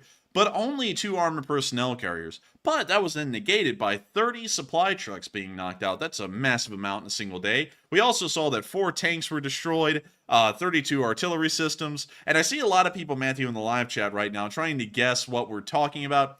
And you know, yeah, you'll probably see some of that. I don't really get on Twitter much, so you know, I don't really know for sure. But we're talking about something else. We're talking about I can't even say, but you know, y'all keep guessing around. I'm sure y'all hit it right on the nail. At some point, you know, I don't even know where in the world to go with that. But anyways, 32 Let's artillery. put it this way. Don't type in Romania into the search bar. Let's put it that way. Oh, man. I'm telling you. Oh, man. Oh, man. Oh, man. I'm telling you. But anyways, 32 artillery systems were destroyed. Pretty impressive number, along with 12 drones and nothing else. But nevertheless, it was a pretty good day as far as the losses went for Russian forces. You know, it's not really a great day for them, but who really cares? It was a great day for Ukraine, knocking out this number of forces. And hopefully, this will help them to continue on doing what they do, which is pushing the Russians out of their country. We're now going to be moving on from that little Twitter post there, and of course not typing in Romania into the search bar and showing it live to everyone on air. And we're now going to be moving on from the location unknowns and on into the northeastern region near Drovchina. I did check the frontline maps. They were actually updated a little bit before stream today, about an hour in advance. And I was able to check out the frontline maps, and I'll be honest with y'all up front, there were no frontline advances anywhere according to Deep State UA today. So we aren't really going to be talking much about frontline advances, but we will be talking about the actions that the Ukrainians have taken on these front lines over the past 24 hours. Moving into our first bit of news near Drovchina, we saw that the Russian artillery got hit today by some Ukrainian artillery. Whoa. And we can see that they're about to hit themselves a little Shartin. Poof. Very nice. They got it.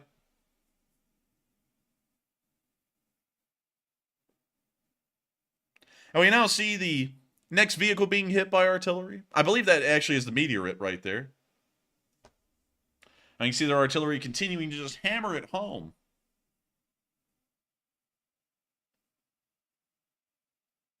And when you see them still finding the vehicles, it appears that they got a supply truck here, and the Russians are actually managing supplies. This is unheard of, but I'm sure it won't last much longer. Yep, it didn't last much longer. They're gone.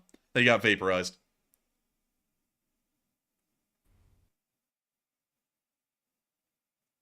Let's see here. We can see some Russians moving around near a house. And it looks like that house just got turned to grouse. And we can now see another building being hit as well by the artillery, and even another one. And guess what, guys? The spirit of DJ Khaled lives on, because they're going to get another one. And there it is. They got it. They didn't even show us the explosion. They just showed us the before and after picture like it was a weight loss commercial. They went, look, watch, this Russian tank, well, I'm sorry, this Russian truck got turned to ashes. Here's before, here's the after. Hey, I gotta respect it. And we now see a Russian compound here, or what remains of a compound, is also being hit by a precise artillery strike as well.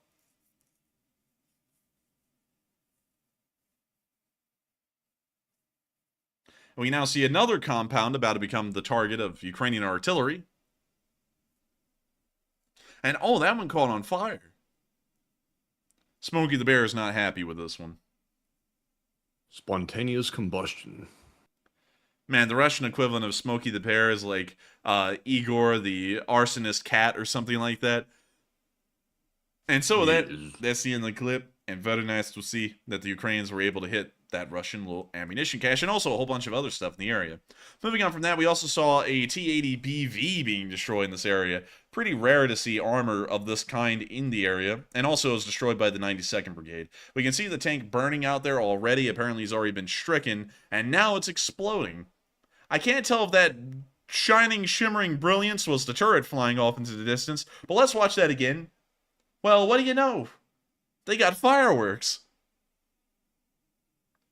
Still couldn't tell if that was a turret, though, but that tank went and formed a mushroom cloud. That crew got an early viewing of Oppenheimer. And so that's the end of that clip, but great to see another T-80BV being destroyed. We're now going to be moving out of that area of the northeast and moving down towards Svatove, where we saw that some Ukrainian forces are getting some new MREs. And these are special. They're Swedish Wet. MREs. Wet! Just wet. Man, you sit there... Man, I'm hungry. What are we eating tonight? Wet. Oh, okay. Sounds good. Man, it sounds delicious. It has a total of 4,600 calories in it, in this MRE. Damn. Pretty Man, impressive that's amount. some thick meal right there. Man, that's that wet. You know what I mean? Man, that wet.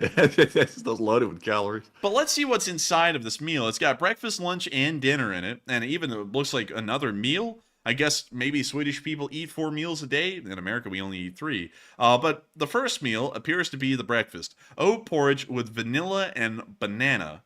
That's actually pretty nice sounding. I'm not going to lie. Mm. The lunch appears to be kebab stew with corn and bell pepper. Now that sounds really good too. And it wouldn't be a Swedish MRE if it wasn't for what appears to be the supper. Swedish meatballs with potato. Oh man, they're getting me starving right now. Man, I'm actually kind of hungry. Oh man, I'm telling you. And then to top it all off, apparently the fourth meal is incredible. Noodles with beef taste. Oh my god, I can only imagine what that tastes like. Must Beef taste like taste. beef. It must taste like beef, I taste. suppose. But Jeez. But really cool. A really interesting sounding MRE. And also, it appears that they're even putting adverts on these things. It says, fight food waste too. While you're at it, we have a picture of a cyclops here in the corner sticking its tongue out at you because apparently it's making fun of you for being in the army, which is kind of rude. But anyways, the best before date is a guaranteed date, not a throwaway date. It exists because our manufacturers, after this date, don't guarantee that the food has the same color, taste, or nutritional content as on the day of packing. There are large margins here, and most foods are high quality long after the guaranteed date has expired. Look, smell, and taste. Now, so what they're saying is take food poisoning into your own hands. Just try and figure it out and see if it's edible or not. They wouldn't be able to get away with doing that in America. That's definitely a Swedish thing. That's definitely a Swedish thing. Hey, you want to risk food poisoning? Look, smell, and taste. You taste it, and then you just get the runs for weeks.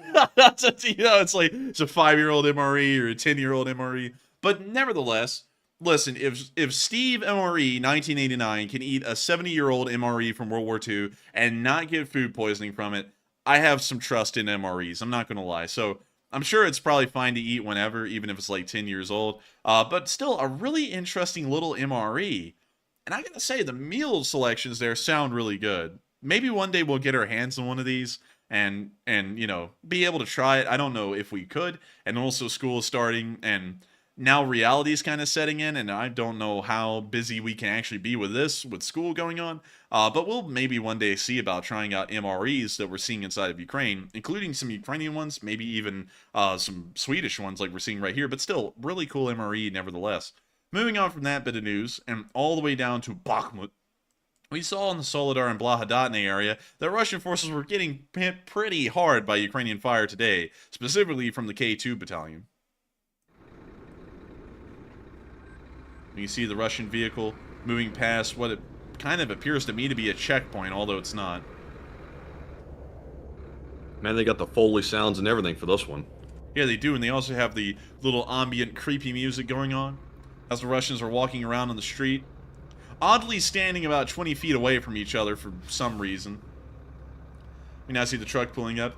Hey, Vadim! Oh, what's going on? Nothing, I'm just driving drunk. Oh, that's just normal driving in Russia. Keep going. Okay. And he keeps on going with his weird I truck. like how the engine sounds in the truck are just idling the whole time while it's gassing it down the street. Dude, they goosing it. There it goes on down the street. See a couple of more Russians down here. This guy is running like he's committed some kind of a crime. Why is he walking backwards like I just saw a ghost? Man, this guy is high on crocodile right now. He's having the time of his life. So now he's walking back up with his arms spread out a little. Kind of odd. We still hear the creepy music. That looks like a wonderful place to live. Man, this place... Man, that's Detroit, Michigan.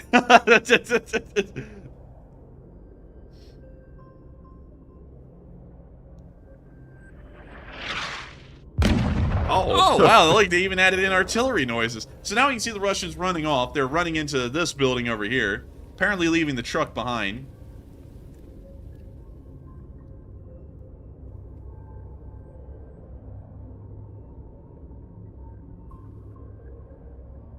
Look at them go. Man. Running like kids in the schoolyard. It's recess. And then they run into the building and disappear. That actually was a basement. They ran into the little opening on the side of the building that leads to the basement. When you see the next shell landing near the gas station that the truck drove by originally.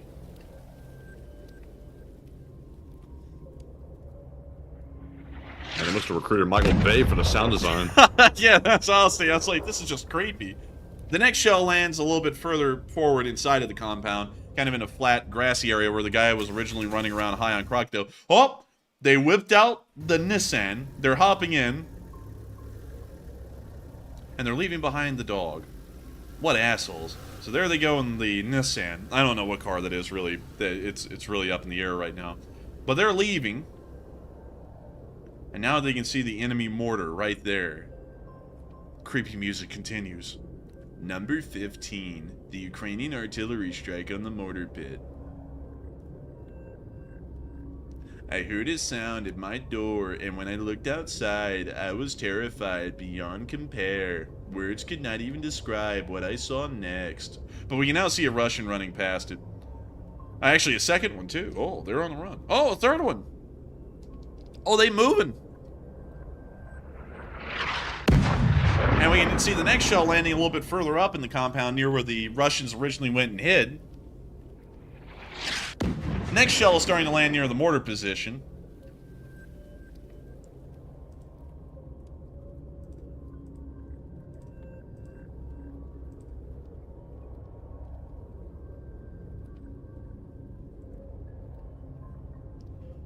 And we can see the smoke dissipating.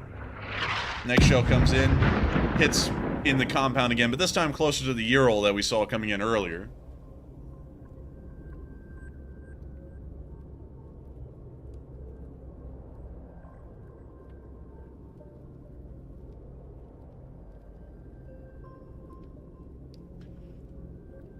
You wouldn't believe if I told you.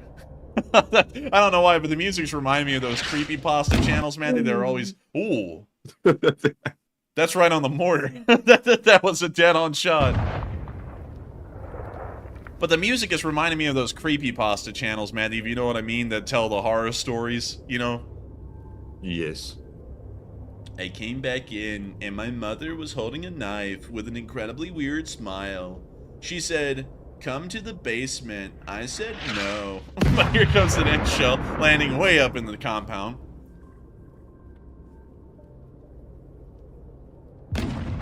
Oh, there was another explosion, but we didn't really get to see it. Oh, wait a minute. They just had a little BTR just being a sneaky breaky in there somewhere. We never saw that. Where the hell did they bring that in? But apparently it was Really? abandoned. Where'd that come from? And we see a camper down there. Here comes the next shell. This one landing centrally in the compound, right near the Ural, actually, so I'm having a feeling the Ural got busted up on that one. And it actually appears the Ural got pretty messed up earlier, somehow. We now hear the sound of dirt falling around. Man, the echo from these shells hitting is like it's in the mountains or something. It's damn Afghanistan. Quick, get cover. Now we just hear the sound of dirt. And it appears that Ural is now caught on fire. That shell actually caught something alight in the Ural, so now it's burning.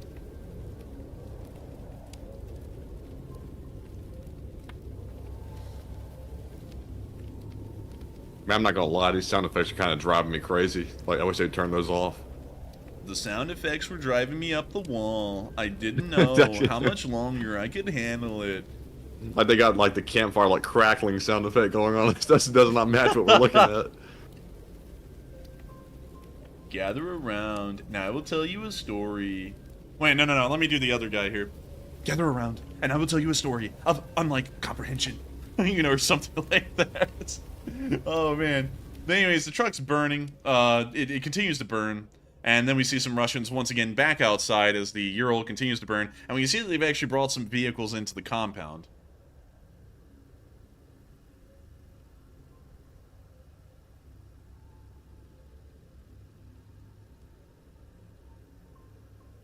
And we can see them moving towards the back of the compound. We don't know what they're doing back there. Maybe picking up some of the guys. But they're kind of nonchalantly walking around. Ural's still burning. Man, that truck pulled up like it was Tesco's.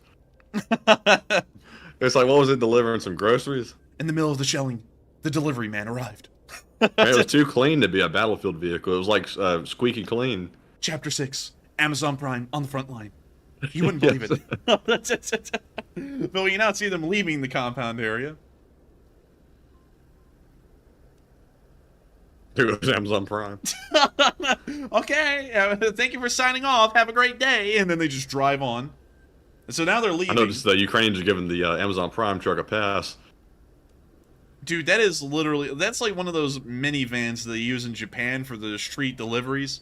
You know? Look That how thing's clean it tiny, is. There's not yeah. a speck of dirt on it. Dude, they literally just drove that thing in from Rostov for this. Yeah, and look at it. They're just getting away. And there Man, they Amazon go. Prime's off limits, man. They don't hit that one. They don't want Bezos to come down on their ass. Dude, Bezos comes in with the Amazon private army. Man, you know they're going to be killing it. Because the soldiers in that army only get a 5-minute restroom break. And if they last longer than 5 minutes at the restroom, they get executed on the spot. So you know they're doing work. But anyways, I'm going to be cutting this video a little short because they find another mortar position. And it's about another minute and a half of watching the shells come in. But nevertheless, that was a little bit of a look at the K2 hitting this compound in the area. This was somewhere in between Soledar and Seversk. We could probably actually try and find it because it would be somewhere up here. But it's a pretty wide area in between Soledar and Seversk. And I'm not going to make y'all sit here and wait for me to find the compound. But it was in this general area. With that, we're going to be moving on from that clip and on into our next one inside of Bakhmut, showing us what Bakhmut looks like today.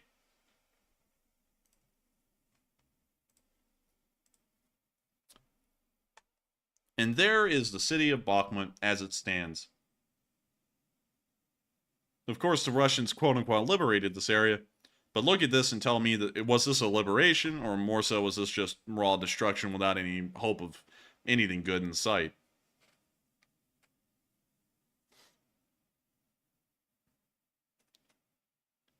And of course, much like Mariupol, every single building inside of the city was largely destroyed during the fighting and is almost unlivable at this point.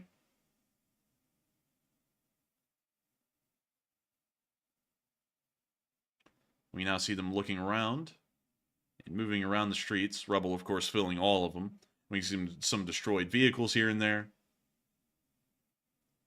And this is the hell that Bakhmut City is, but Nevertheless, a little bit of a look at the city as it stands today. And moving on into our next bit of news, back in Zaitsevo, Russian supplies were destroyed inside the town. The Ukrainians, of course, are in range of the Russian second defensive line, and it appears they're taking advantage of that and starting to destroy everything they can.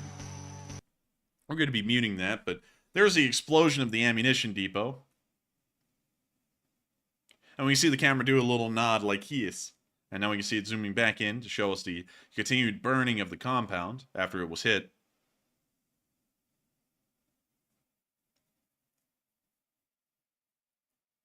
We now see them zooming back in. Just in case you all didn't see it the first time, we can still see the fire burning.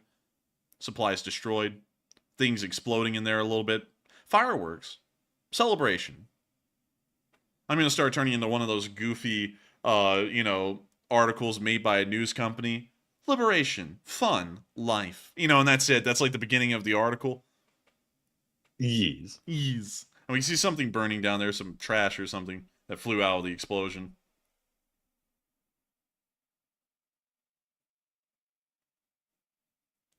And so with that, that's the end of that little clip right there. But great to see they were able to hit some stuff back in Zaitsevo. Moving on from that, we also saw United 24 explain something very interesting. How much they liked the Bushmaster. They like it so much, they made a special video about the Bushmaster. So check it out.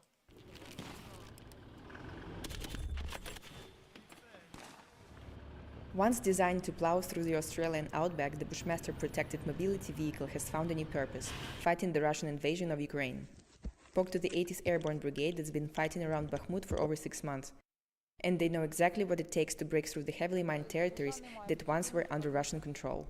When we set off on a mission, if a shell hits nearby, we know we'll survive. Even if it's a direct hit, and I didn't spot it myself, the bush can withstand 2 shots from an RPG. With the BTR, you gotta sit on top, so if a mine detonates within a meter, everyone automatically becomes a casualty. But here, you drive onto positions boldly, comfortably, and then leave the same way. The Bushmaster can move at a speed of 100 km per hour, which is crucial while operating in an extremely hostile environment. Even when spotted by the anti-tank missile system, if a vehicle runs faster than 80, most radars cannot track it. However, speed and mine resistance are not only valuable assets. With mounted grenade launchers and machine guns, it is also used when ground troops in active battle need fire support. If there's an ongoing assault, we fire back with vengeance. As for the grenade launcher, if it's on a bush, the range is shorter. When we put it on a tripod, the range is 2,200 meters. When we're cleaning up an area, the gunner sits in his spot, and the turret's rotation angle allows him to work in any direction. The Bushmaster weighs 15 tons. For an inexperienced driver, this 15 tons? That's a pretty heavy car. Damn. All right. can be quite overwhelming. But not for Vasil. In peacetime, he worked as a truck driver, so he knows how to handle these sort of giants. Як тобі машинка? It's good, The car. both armor and off-road capability. Man, you gotta remember, all those 15 tons, it still technically is a car. Damn. That's it, dude. That's the heaviest car out there, man. It has 2 axles, Damn, son. and an all-wheel drive is available. The gearbox is automatic, but there are lower gears, and there is an emergency tire inflation system, so if you get a flat tire or hit a piece of shrapnel, you can use that. That's If the handy. tires get too muddy, you can deflate them. This one is from a shrapnel. It was a mine. The glass held up, it's double glazed, both on the side and the front. The Bushmaster usually Man, call the Bushmaster a donut because that thing be double glazed. But anyway, moving on from the stupid joke. while going on a mission. Once it reaches a drop-off point, the paratroopers have to dismount and move as fast and far as possible. This is one of the most dangerous jobs out there, since they are the ones who get to face the enemy head-on. Dentist is the youngest in his unit. The moment he turned 18, he signed a contract with the 80th Airborne Brigade. At first, it was hard to get used to all the shelling, especially in the early days. You don't understand what's happening, you don't know what to do. The main thing is not to let fear take over. The most difficult thing is to prepare yourself for that. Then, when we head off to the front lines on an assault mission, there is no fear anymore. I didn't think the war would last this long, but unfortunately, the full-scale invasion has been going on for over 500 days. We hope to end it as soon as possible, so that people can live in peace, so that people do not die from enemy bullets and artillery. But that's the little video that United 24 made about the Bushmaster, and I gotta say, they actually highlighted a lot of features I didn't know about the Bushmaster that makes it seem that much better, and hopefully helping out the Ukrainians. With that, we're moving on to our next little bit of news in the Bakhmut area, where we saw that the Ukrainians were able to capture some flags and some enemy tanks. Броня ваша не крепка, і танки ваші не бистрі. Порвали вашу залупу, як тузик грілку. Майорчик, покажи Man, петушкам. and they got the tanks. Слава Україні. Slava Ukraine. Stomp on those flags. Stomp them. Man, that man be stomping on him. Man, he's got a scar. Pretty cool. Oh, that's sick. Man, that'd be shriek. But with that, great to see that they were able to capture a couple of tanks and a couple of Russian battle flags. And we're now going to be moving on from the area of Bakhmut and down towards Avdiivka, where we saw that some Ukrainian counter battery fire landed right on top of the Russians in this area. Chad music, of course, ensues, and Russian devastation follows. We can see the Russian gun right there a few moments later. And we can now see the shell landing right on top of the Russians, taking out their little artillery position. It was fun while it lasted, or it wasn't fun while it lasted, but nevertheless, it has ended. That's the end of that clip, and speaking of which, we also saw that apparently some targets inside of Donetsk itself were being hit by Ukrainian fire as well. Check it out. Or, if I can get the audio, there we go. We hear multiple explosions inside of Donetsk. It appears that it may be a somewhat large barrage. We now hear sirens going off.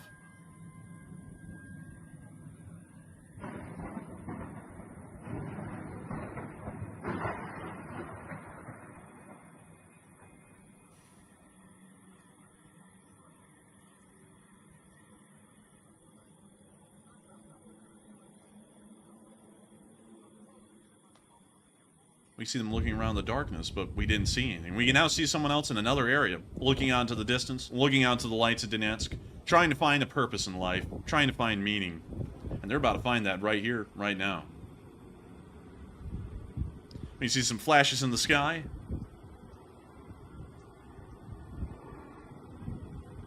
We're not really seeing a lot of action.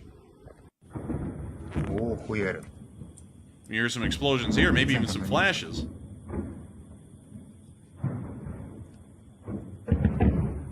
Oh, popcorn. Orville Redenbacher. Oh, no, that was actually close. Oh, блядь. Oh, блядь. Что-то сыпется. Чего? And we can hear the sirens again. And with that, that's the end of that clip right there. But incredibly interesting. We don't know what they were hitting, but it appears to have been some pretty heavy fire, either trying to stop what was coming in or to hit whatever they were trying to go for. We don't really know. Moving on from that, however, and into Russia for just a quick moment, we did see that some Russians apparently came out of Ukraine with some loot, a refrigerator, and some damaged equipment. Check it out. Ростов-на-Дону. Военная техника везет подбитую военную технику. Ну а сверху примотали трофеи в виде холодильника. Не с пустыми руками же уезжать с поля боя. Это Россия. And so with that, that's the end of the clip, but you can see the little refrigerator right there on the back, along with the damaged equipment. And I gotta say, very Russian. I mean, you know, there's not really a lot to say anymore about the stuff at this point. It is what it is, but pretty quintessential Russian. And so with that, we're going to be moving on from Rostov-on-Don, and we're now going to be moving on into the Southern Front. And we got a few clips from here today, but it wasn't as active as we've seen it on other days. And so, starting out with our first clip near Huilopol, we actually saw a picture of a Russian T-55 on the front lines. This Russian T-55 tank had been through a lot. It first likely hit a mine, and its tracks were damaged, as you can see here. Then Ukrainians decided to finish it off with a drone, but the cope cage miraculously saved the tank. I mean, you actually see the RPG head that was supposed to go into the tank and destroy it, but it's stuck in the cope cage. Nevertheless, this is a pretty old tank. T-55s are about as old as they get inside of Russian inventory, around 60 years old, 60, 70 years old. Incredibly old. And the fact that this thing was even used on the front lines to be detracked and then attempted to be destroyed by the Ukrainians says a lot about how badly the Russians are doing in this area, and how desperate the Russians are to try and keep this war alive. They've really run out of the actual ability to try and keep the war running at all. So with that, we're going to be moving on from that interesting little bit of news and further on down the line towards the area of Arikov, and most of our clips from the Southern Front came from this area today. First, we got to see a Hercules moving a Hercules. And there's the Hercules, and there's another Hercules back there. Тягач тянет тягача. Alright, but we can see the Hercules there. Да.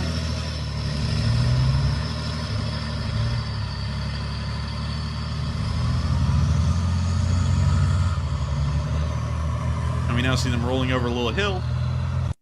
And that's the end of the clip. But I just thought that was a neat thing to see. Moving on from that, however, and into the front lines themselves, we also saw that a Bradley protected its crew after it ran over an anti-tank mine. Хвалил саперов раньше, You похвалю can see и where it hit сейчас. the anti-tank mine right under the Инженеры, они engine же bay. саперы, вытянули Брэдли из-под огня. And the Bradley didn't get Красавчики. burned out completely, and the entire crew Отремонтировать survived. Не знаю, но точно пригодится как комплект запчастей. Еще раз повторяю, инженеры самые героические люди из тех, кого я видел. Честь им и хвала. And with that, that's the end of that clip. But, of course, the Bradley protects. We're now going to be moving on into our last little bit of news in this area around Robotny, where we heard the sound of Ukrainian cluster munitions being used in the distance on the Russians. Listen to that sound. These guys are just chilling. They just chilling. Lighter in hand. I just don't ever understand how these guys can just chill while this mess is going on around them. Me either. But they do it pretty good. That's nothing much to say about them, but they're pretty calm. And so, that's the end of that little clip right there. Really neat to see how well they handled that, and also great to hear that the Ukrainians are using the cluster munitions that have been provided. With that, we're now going to be moving up to Kyiv because we have something interesting to show there. The Ukrainians are raising the trident into position for the motherland statue, which will now be called Mother Ukraine. And we see them raising the trident right here in this video. I gotta say, that's really nice looking, actually. It is. What's it made out of? I think it's made out of steel, but I'm not really sure. That's gotta be heavy as hell. Man, that's got to be heavy. It's more than 15 tons, bliat. It is more than 5 pounds, bliat, minimum. Damn, that's a big statue. Jeez, could you zoom out a little further? And we see them continuing to hoist the trident up. All in Ukraine, where they stand right underneath it while it's being lifted. OSHA. Everybody's OSHA's put back having a right fit. underneath it. Oh, goodness. Making me nervous for them, bliat. And we Look can at even these see little children, they're gonna crawl under it. Little kid. Hey, Papa, I'm under the trident. It falls right on top. Anyways, great to see them lifting up the trident. Hopefully it'll be in position soon, and hopefully we'll get to see the statue with its new symbol on it. Instead of the sickle and hammer, it'll have the Ukrainian trident. And so with that, we're now going to be moving into the speech from President Volodymyr Zelensky here on day 528 of the war. And so, without further ado, here is the speech. Speech! Dear Ukrainians, I wish Oh! It's back! Бажаю здоров'я, шановні українці і українки. Сьогодні черговий активний день для наших міжнародних зусиль. Наша команда працює в Джиді, в Саудовській Аравії, на зустрічі радників лідерів держав щодо формули миру. Загалом там представлені 42 країни, різні континенти, різні політичні підходи до глобальних справ. Але всіх єднає пріоритет міжнародного права, і саме для цього Україна запропонувала формулу миру, бо міжнародний порядок, заснований на правилах та порушення російською агресією, має бути відновлений. Дуже важливо, щоб там на полях зустрічі у Джиді відбуваються і двосторонні перемовини з партнерами. Дякую нашій делегації за цю роботу. Консолідація світу – це одне з найголовніших завдань. Чим більшою буде консолідація світу заради відновлення справедливого миру, тим швидше буде покладено край бомбам, ракетам, якими Москва хоче підмінити норми міжнародного права. Сьогодні стався черговий російський ракетний наліт проти нашої держави. Кінжали, калібрі били по Моторсічі, по нашій Хмельниччині, частину ракет збито. Дякую за це нашим воїнам протиповітряної оборони. Але скільки б не було таких російських атак, все одно вони ворогові нічого не дадуть. Все одно ми захистимо свободу для України, для всіх наших людей. І міжнародне право Росії не вдасться підмінити терором, чи кризами, чи будь-якими залякуваннями. Буквально кожен тиждень додає світові дійсно сили для захисту нормального життя. Цього тижня я дякую Німеччині та Литві за нові пакети оборонної та безпекової підтримки для нас, для воїнів наших. Очікуємо нових рішень наступного тижня, нових пакетів.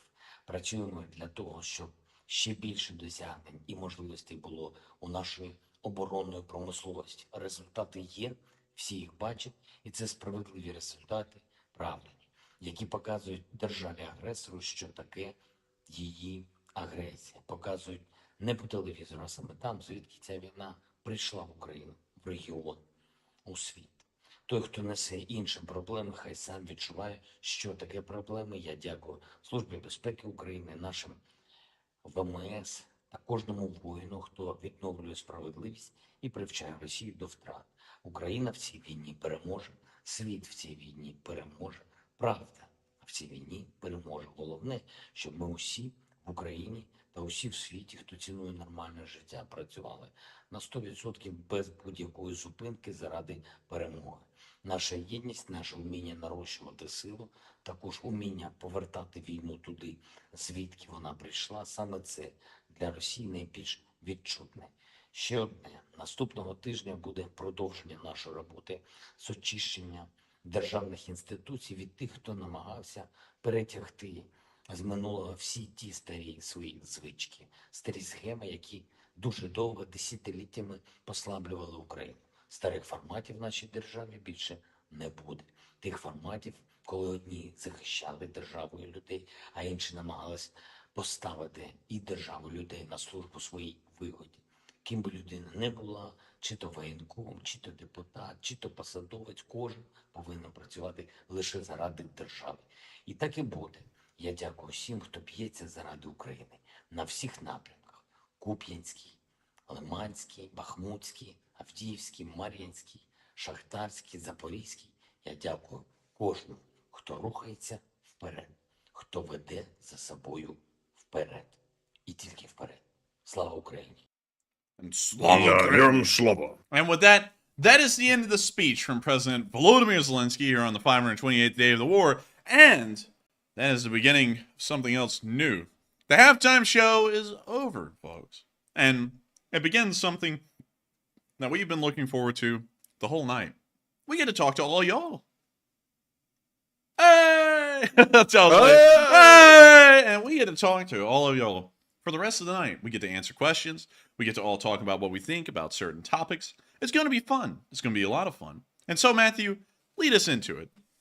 All right, so entering our last poll segment of the night, followed by our questions. Our very first poll says Ukraine says it will attack Russian vessels transiting in the Russian Black Sea ports, and an official warning has been issued to these vessels. And what are your thoughts?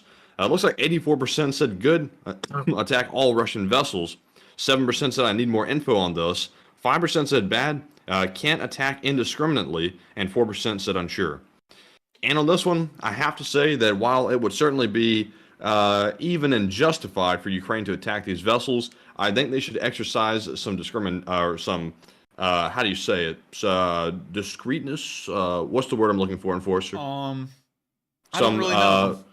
They should be very specific about the ships they're attacking and not go and attack any vessel. Yeah, selective about the vessels they're attacking, and don't just go attack every single Russian vessel you see.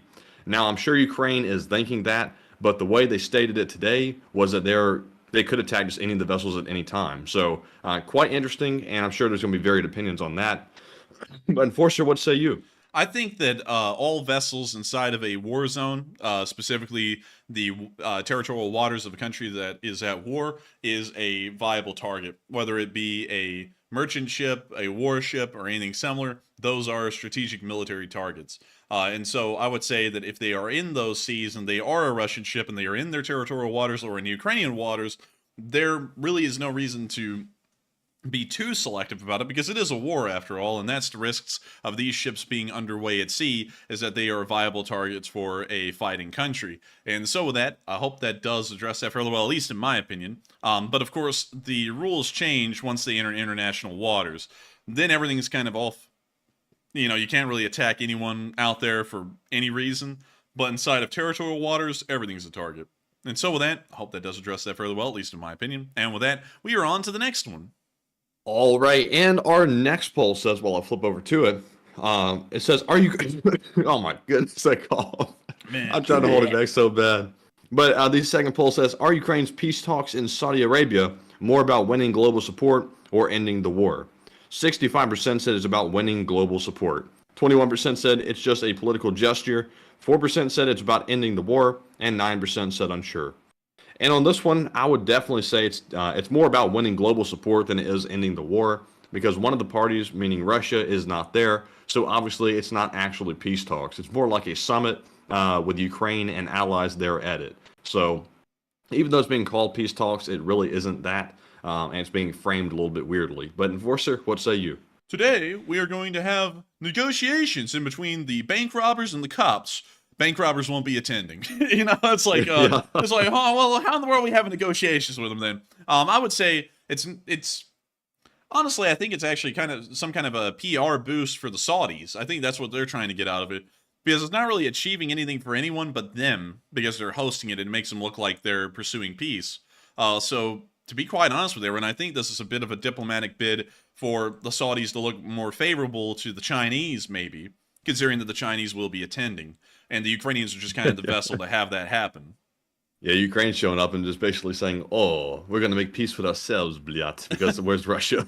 Dude, Ukrainians show up, I like peace. And then the Saudis go, oh, okay, thanks. Anyways, to the Chinese delegates, how are y'all doing today? Y'all having a great day? I saw pictures of your family on WeChat. I love it. Y'all look so cute out there in the smog and everything. It was beautiful. You know, I think it was great. You know, they're doing stuff like that. And, you know, well, actually, Matthew, better yet, they sit there and they go, we would like some of those Baofeng radios. And the Chinese go, have a loan. You know, 20% interest. But anyways, I think that may be the reason why, and like CT put it, that's probably the best way to put it. It's clout for the Saudis. And so with that, I hope that does address that fairly well, at least in my opinion. And with that, we are on to the next one. All right, and our next poll says, Ukraine says U.S. fighting methods ineffective in battle, and they revert back to traditional methods. And what are your thoughts? 46% said it only works in certain situations. 23% said U.S. methods might be outdated. 14% said Ukraine didn't follow the training. And 17% said unsure. And in this instance, I'm not sure if it's a matter of simply a rush through the training. Maybe the Ukrainians didn't properly catch on to the tactics, and that's why they aren't working. Or maybe the U.S. methods don't apply to this specific situation. Obviously, there's a massive and very strong Russian defense line that they have deeply entrenched themselves in. So no matter what strategy you use, it's going to be a tough fight no matter what. And you know, I kind of took it a little bit of a bad way, because it seemed like Ukraine was trying to pin the blame on U.S. tactics, when in actuality, the situation is very tough. So, you know, I don't think the tactics are to blame, but, you know, they got to do what they got to do. If they feel more comfortable going back to their normal strategy, then so be it. But Enforcer, what say you? I would have to say it's not that the U.S. strategy doesn't work, because, you know, if anyone's noticed, we kind of dominate in the war sphere of things. You know, I haven't really seen the United States suck at a war, unless if it was a asymmetrical war against a terrorist group or a group that was almost like a guerrilla group. Everybody really can't fight those wars well. Just look through all of history. Everyone never wins those wars. It's just an endless war against the locals. But in normal wars, in normal conventional wars, the United States has an ability to really do good work. Like, look at the Gulf War, or look at the invasion of Iraq. The invasion of Iraq doesn't count, because Iraq hardly had a good army at that point. But the Gulf War really showed how effective the United States was then. And other wars have shown that as well, like the Korean War. You know, many people may not know it, but under U.S. leadership and with the U.S. forces, the United States made it all the way up to the Yalu River up here on the Chinese border, and then the Chinese got involved, and then we were actually fighting the Chinese army, and the North Koreans were kind of taking second fiddle to that. But nevertheless, we did really good in Korea, we did really good in the Second World War, we did really good in Iraq during the Gulf War, we do great in every single conventional war we are in. The U.S. is up and at it every single day, trying to figure out the best way to, well, how do we put this nicely? They're trying to figure out the best way to kill people who stand in our way. We think about it 24/7, each and every day. We pump billions of dollars into figuring that answer out, and out of everyone else in the world, we figured out how to do that the best. And so, what did George Bush say? The U.S. never stops thinking of ways to harm its own people. I mean, you know what I mean? He said, each and every day, there's people out there in the world who think of how to harm Americans, and neither do we. Or, I'm sorry, he said something like that. I wish I could pull it up. Yeah. But, wait a minute. Man, I wish I could get the way it was said. I can't think of the right way. But it was something like that. But that's what we do. That's the U.S. craft. And, you know, nobody's beat us at that game yet. And of course someone's going to say Vietnam. Vietnam didn't win in a conventional war. Vietnam won because we lost on the home front, and it lost a lot of public support, so we left. And then on top of that, it was a guerrilla war, and guerrilla wars just never turn out good. You can't win those. So moving on from those, talking about conventional wars, we haven't really been beaten in one. Well, except for the War of 1812, but we were very young then, so I'm going to give that a slide. I know the Canadians are about to start clowning on us in the live chat, but, that's pretty okay. Nevertheless, the American doctrine would work. The problem is that we are giving them an American doctrine while they're using a hybrid of Soviet equipment not geared towards that doctrine and Western equipment that is geared towards that doctrine. So there's a little bit of an impasse there because the Soviet equipment just can't keep up with the Western doctrines. It wasn't designed for that. It was designed for Soviet doctrines. So you kind of have to use the doctrine that the equipment was designed for. And that's also another thing, getting into a rabbit hole where people are like, what was better? Was the T-72 better, or was the Abrams better? Well, better yet, better example, T-80 or M1 Abrams? Which one was better? Well, the answer to that question is neither, because they are designed to the requirements of their doctrines. Once you get into the ergonomics, like once you remove the doctrinal side out of things, then you actually just talk about like crew ergonomics, what tank is more comfortable, which one can get target acquisition quicker, which one has better optics. Those are things you can measure. But actually measuring their combat effectiveness on the field, that's something that you can't do, because it's really based around the doctrines and how they are supposed to be used on the field, and then how that tank fits within that framework or a vehicle.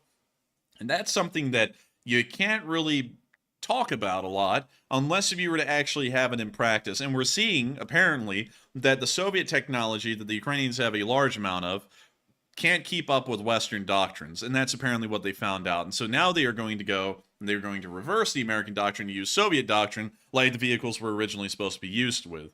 And maybe they'll continue to use American doctrines with the mostly American, all-American units that are using almost all-American equipment, but maybe not. Maybe they'll start using Soviet doctrine with those as well, and then we'll find out how well the U.S. equipment works with a Soviet-era doctrine. But with that, I hope that does address that fairly well, and we are on to the next one. All right, and moving on to our last poll, it says the U.S. Air Force has carried out the first AI-piloted fighter jet sortie down there at Eglin, down there in Florida. And is this a positive advancement? It says here that 37% said that's great, it makes war safer. 32% said weapons need human operators, 17% said unsure, and 14% said, seems concerning. And first of all, I have to address one thing. That the last option says, that's great, it makes war safer. We should not make war so safe that we do not fear war. And that's a risk that we have here. While Ukraine is making big advancements in drone technology in the combat space, we have to be very careful not to make it so convenient that people launch wars at any given point because there's no fear of, death or injury or anything like that. So we have to be careful how far we go in that line. On the other hand, to address the question specifically, I think all weapons need human operators at some point in the system. The thing can fly itself, but before it fires a missile or a weapon to kill a human, there should be some human approving that. I'm not sure if the AI controls the weaponry as well. If it does, that is not a good thing because we don't need computers making decisions of life and death. But Enforcer, what say you? Let's see here. Let's try and find. It appears that airforce.mil has put it. Well, actually, the U.S. Air Force put it out on their website. So let's see what they have to say about it. To reduce risk to air crews by integrating their activities with uncrewed aerial vehicles with artificial intelligence capabilities, the Air Force Research Laboratory led a successful 3-hour sortie, July 25th. And actually, that was a little while ago. Apparently, we just heard about it now, though, because this was published on the 3rd. Demonstrating the first flight of artificial intelligence agents controlling an uncrewed jet aircraft, the XQ-58A Valkyrie. We can see that Valkyrie up there, and then it blurs it out. But you can see it up there in kind of like the right side of the screen. That's the Valkyrie. Test units executed the flight in the Eglin Test and Training Complex in Florida. The flight was the culmination of the previous 2 years of partnership. Oh, God! Oh, we're back! Hey! Reconnect, please. Hey! Yes! We're back! We're back. Oh, man. But anyways, Skyborg Vanguard is a pretty cool name for a program. That is pretty cool.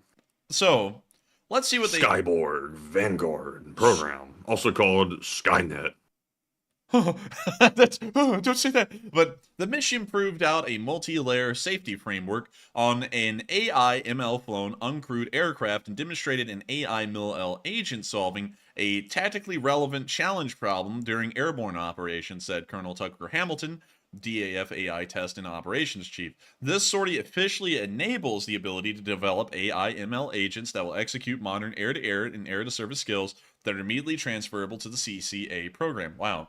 Flash words are hitting me there so much, I think I'm about to go into a seizure. Anyways, the algorithms were developed by so-and-so. And let's see what they actually are looking for out of this program. Let's see. By using a common... Yeah, neat. Committed to the response. AI will be a critical element to future warfighting and the speed at which we're going to have to understand the operational picture and make decisions, said Brigadier General Scott Kane, the AFRL commander. AI autonomous operations and human-machine teaming continue to evolve at an unprecedented pace, and we need the coordinated efforts of our government, academia, and industry partners to keep pace. So it appears that... Let's dumb down our military too. We need artificial intelligence because we don't have real intelligence apparently. What the hell, man? What type of hot take is that? I'm just saying, like, we have a lot of smart people in our military right now. We don't need artificial intelligence to be making these decisions. Humans need to make these decisions when it relates to combat and warfare, and we have plenty of good people right now to do that. And while AI can supplement that, we shouldn't be making it the critical element like they're making it out to be in this article. I completely disagree with that. I would say I would actually have to disagree with that. I don't know if this is going to be a hot take or not, but I think that AI assistants like this are certainly going to be the future of warfare. Kind of like how we've seen that drones have become the way of warfare. And people used to say back when drones were becoming a thing, oh, we can't have drones around because it's taking out the danger of war. And yet we can now see drones are a critical part of every aspect of the battlefield, from the infantry to the Air Force to the Navy. And I think that AI is probably also going to be one of those next important things that we need. And we can also see that they're not planning on completely replacing people. These AI aircraft are going to be flying as wingmen to an actual pilot. So this pilot in the main aircraft, I'm assuming that maybe it'll be a tandem cockpit, and the co-pilot in the rear of the plane will have the control over the AI systems. They're apparently going to be wingmen controlled by the main aircraft, from what I'm understanding here. So it's not going to be like, you know, there's no pilots anymore, it's just all AI. There will be pilots up there controlling these aircraft, and then the aircraft will use their artificial intelligence to come up with split-second decisions and dogfights and things like that. But I don't think they're going to be giving these AI the ability to choose life and death. Are they going to kill civilians or anything like that? They're not being given that decision-making, but they're given the algorithms and protocols to figure out how to engage and destroy enemy aircraft. I'll make you a bet right now that they are probably researching and developing some way for the AI to make the weapons launch choices as well. I wouldn't put that past them. Oh, the weapons, certainly. I mean, that's one of the quick decisions it has to make, because depending on how far away it is, you don't want the guy inside of this F-15EX, I'm assuming it's an F-15E or an F-15EX, you don't want him to have to sit there and make the decision, what does it fire, an AIM-7 or an AIM-9? You know, you don't want him to do that. You want him to go, you know, here, attack that plane, and then the AI figures out it's 70 miles away, AIM-7 will do the trick. Because you don't... But you know that jet behind it's not going to be following it during a real sortie, right? No, this thing is going to be a wingman. It's probably going to be like 5 miles away or a mile away or so off of the side of the plane. But that aircraft, that F-15, will still be out there as kind of like the control coordinator, making sure that all of the little AI aircraft should be doing what they're doing. Well, I think that's just there for research purposes right now, but I think the point is the Valkyrie heads out on its own, and that's the whole point. It removes the human aspect to it. Let's see. Artificial intelligence. Let's see the test, because I'm pretty sure I was reading right here something about how it's going to be paired up with actual pilots, and the pilots are going to kind of be using these things as wingmen. But let's see, what's the Skyborg Vanguard program? Let me take this off screen real quick. You know, lessons being learned. Skyborg Vanguard. Skyborg Vanguard program, and let's see what we can find about the Skyborg Vanguard. So according to the Air Force Research Lab, and let's see what they say. What is Skyborg? Skyborg is an autonomous aircraft teaming architecture that will enable the Air Force to posture, produce, and sustain mission sorties at sufficient tempo to produce and sustain combat mass in contested environments. This foundation will deliver unmatched combat capability per dollar by lowering the barriers for entry for industry and allowing continuous hardware and software innovation in acquisition, fielding, and sustainment of critical mission systems.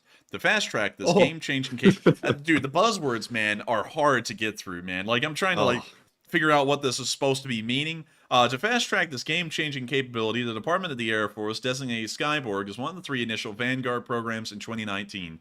These priority initiatives integrate several technology components across multiple domains to create complex, multidisciplinary solutions. Marked by an enterprise-wide commitment, Vanguard delivers advanced... You know what? Let's try and figure out... It seems to be in the chat that the consensus is you're correct. It's supposed to be in the Loyal Wingman program, so unmanned aircraft paired up with manned aircraft. So if that is correct, then that's another story. But once again, if the AI is making the decisions in that plane, my argument still stands. But here's my argument about this, and you know what we were getting from all of the buzzwords up here is that the reason to bring in AI is because it's going to be cheaper, which is a good point. You know, we always want things to be cheaper as far as wars go, and it's going to allow for more aircraft to be in the air at any given moment. And here's my logic behind that, and this is probably what they're trying to get through that statement.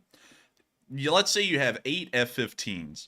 Those 8 F-15s on a battlefield have to fly. The pilots get fatigued. They have to sleep at some point, and then they have to get back in the aircraft and go. And then crew fatigue becomes a thing, and their efficiency will start to wear down as they're fatigued. And there are only 8 F-15s. And that means that only a few of them, maybe 1 or 2 of them, can be in the air at any given moment because they're going to have to be replaced. Now, let's say you have, instead of 2 wingmen going up at the same time, and you only have the 8 F-15s, let's say you have the 8 F-15s again, but you have about 20 of these little AI aircraft to go with them. And so they launch the AI aircraft. 1 F-15 goes up with several of the AI aircraft, and they're operating them all at a given moment, and then it gets replaced by another F-15, and they operate in shifts with the AI aircraft, which allows far more air power to be projected at any given moment, with less crew members involved, less cost, and also less risk for the airmen. Interesting. Maybe so. Maybe so. Yeah, I think that would be a pretty neat little system right there. But with that, I hope that does address that fairly well. We went into a massive rabbit hole there. But with that, we are on to the next one.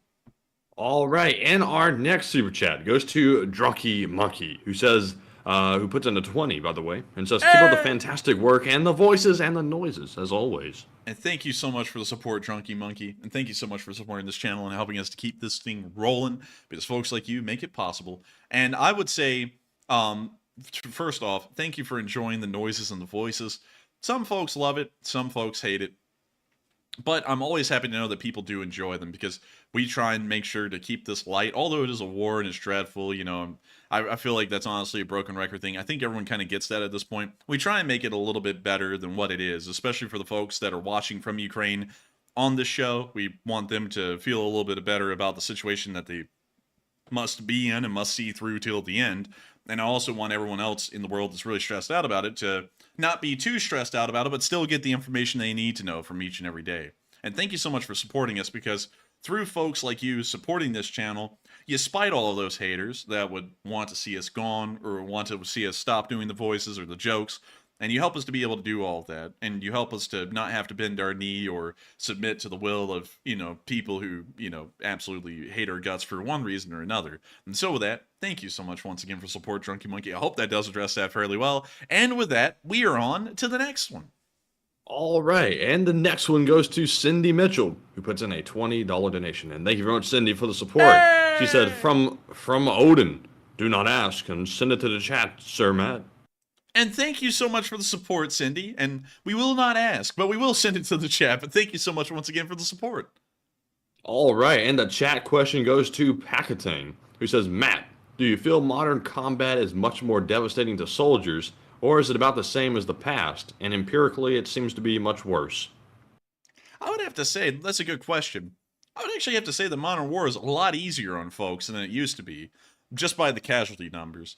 At this point in the war, only 250,000 Russian soldiers being killed, and we're not counting the wounded there, we're just counting the killed. That's actually not that bad. In the First World War, before the Russian Revolution began, the Russian Empire lost 17 to 18 million men killed. And that was only over 4 years. So that means that millions were dying every single year. And that was about the same on the the Western Front as well. So I would actually have to say, as far as the brutality and the amount of deaths that get caused in modern war, I feel like modern soldiers have it a lot easier, but at the same time, they also get they get barraged the same amount, but for some reason, the casualties have been greatly reduced, most likely due to body armor, improved helmets. Of course, helmets were just becoming a thing in the First World War, and then in the Second World War, they were still somewhat primitive. They were just thin steel, largely like sheet steel that was just stamped into shape. But nevertheless, I feel like modern soldiers get a pretty big brunt of firepower levied against them, but at the same time, they're far more protected against it than soldiers were in the past, and we can certainly see that in the casualty reports. Even on the Russian side, which is just getting mauled at this point, the casualties are hardly a scale of which we would have seen during a world war, or even some of the more minor wars that occurred after World War I, or even since then. And so with that, I hope that does address that fairly well. And thank you so much once again for the support and sponsoring that live chat, Cindy. And thank you so much for being an old guard of this channel and supporting us and helping us to keep this thing rolling. And so with that, we are on to the next one. I'm not sure exactly what Pakatane meant by devastating. I would say for my part of it, that physically, it's not as devastating because like the Enforcer said, they're much more protected now. There's better gear and things like that. But on the psychological aspect of it, it's still just as damaging and devastating as it used to be. War hasn't changed in that regard, even though it has changed in equipment and also tactics. It's still nasty. That's why you see people getting PTSD and all kinds of other bad illnesses like that. So, I don't think you're ever going to be able to remove that aspect from war, and that's just a nasty side effect of it. And also something interesting I saw is that somebody said in the live chat, modern soldiers still are victims of generals who have been trained to accept casualties as a matter of course. But when you're in an occupation where you must kill people, it's just kind of par for the course to do expect that some of your people die in that process. I mean, it's not like an office job. People are shooting at each other, so you kind of have to accept, because it's just a part of war, that people on your side will die in a war. And that's kind of a big part of why people avoid wars, is because they go, wow, these people are going to die. Here's how many we expect will die. This is going to affect our economy this way. It's going to be a big deal. And also it's going to devastate our nation, things like that. And also another thing that people may not know is that whenever massive building projects are undertaken, like the Burj Khalifa or the Golden Gate Bridge or the Hoover Dam, they actually estimate how many workers are going to die before the project even begins, because worker fatalities are just expected. Fatalities in really every industry that has to do with people being around things that are somewhat dangerous, they always expect that people will die. It's just kind of par for the course that folks are going to get killed, either through their own stupidity or due to the occupation that they're in. Folks will die. So, I don't really think it's a failing that generals think that folks will die, because I think that would be pretty aloof for a general to think and be so competent in themselves, well, so overconfident in themselves that they would expect that no one would die. Then it wouldn't be a war; it would just be a slaughter. They would just be killing whoever, and that's hardly even a war at that point, really. But with that, I hope that does address that fairly well. And we are on to the next one. All right, and the next super chat goes to Troy Wilson, who puts in a $20 donation as well. And thank you very much, Troy, for that support. He says, if the Russians are falling for the kids' toys, which have the recording feature, they should deploy paradummies, which were used in World War II and were very successful. And their nicknames for paradummies were called Ruperts. And check them out; they're pretty cool.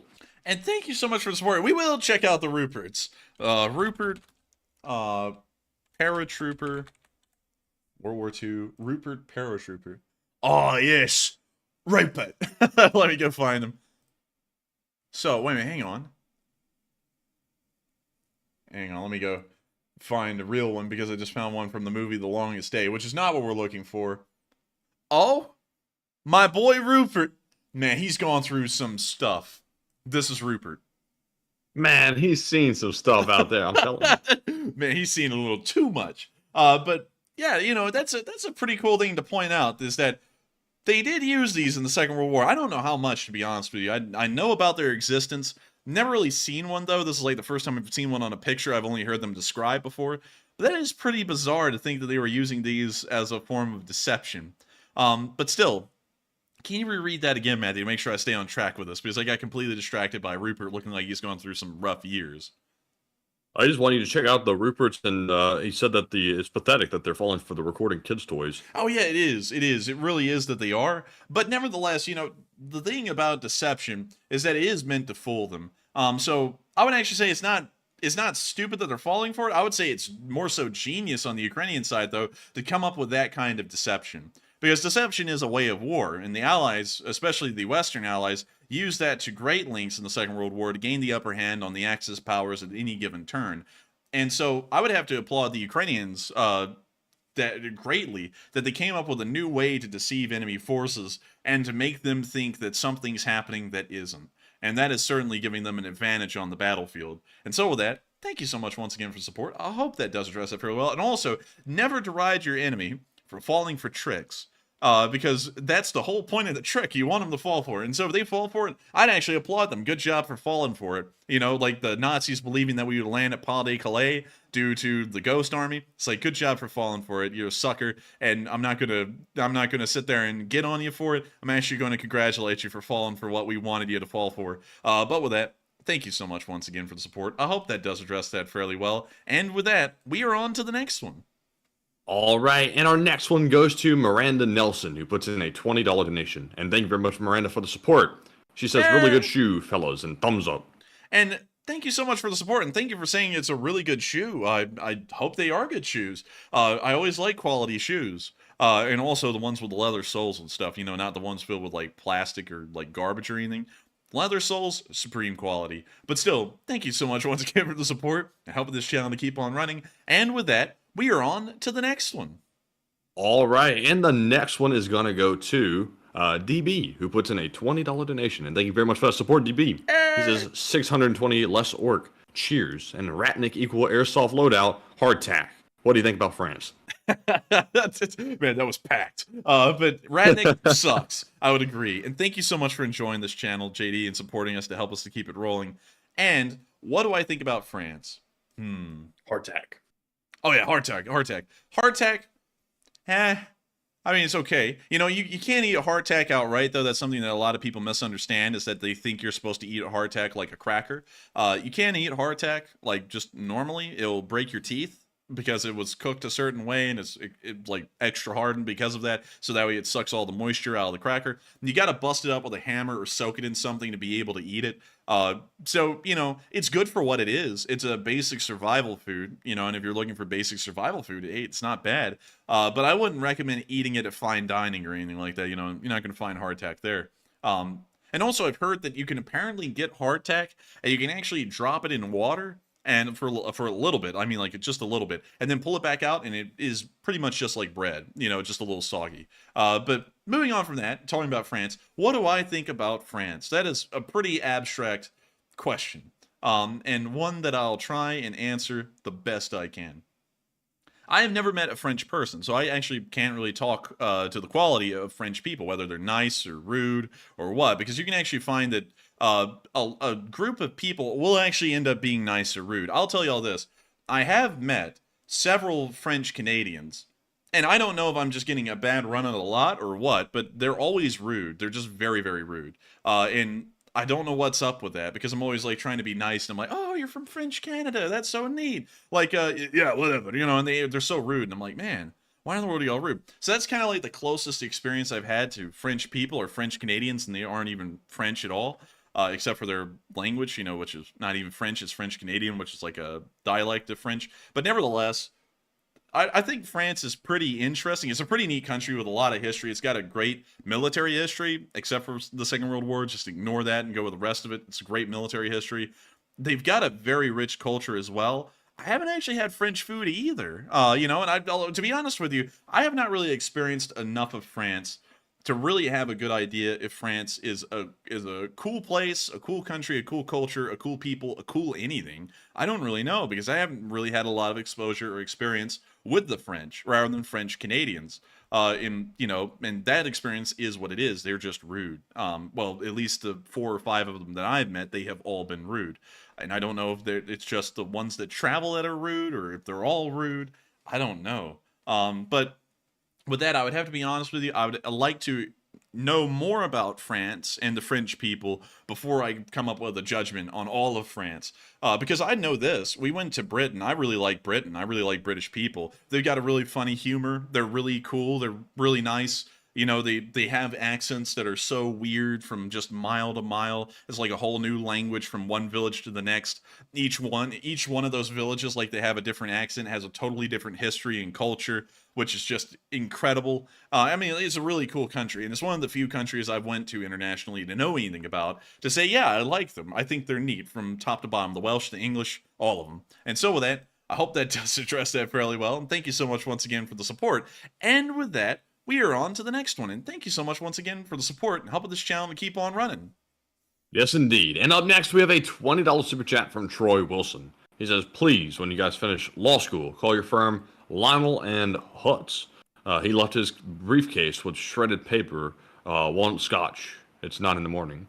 And you want scotch? Or you're saying he left it there and he wanted scotch? I'm confused. He sat there and said, I want some scotch. So he just, like, put in the towel on being a lawyer and left. But, yeah, sounds like something a lawyer might do. It sounds like something one may do. But I got to thank you so much for the support, Troy, and helping this channel to keep on running. And maybe we'll call it Lionel and Hutz. We were actually thinking about calling it just our last names, just, you know, Thing, and Thing. I'm not trying to dox myself, although some of y'all have probably been able to figure out our full name. But still, with that, thank you so much once again for the support. I hope that does address that fairly well. And I don't think we can get you scotch. We don't drink. I can get you butterscotch, though. I think that's the closest thing we could get. But anyways, that's what the word was supposed to be. So with that, thank you so much once again for the support. I hope that does address that fairly well. And with that, we are on to the next one.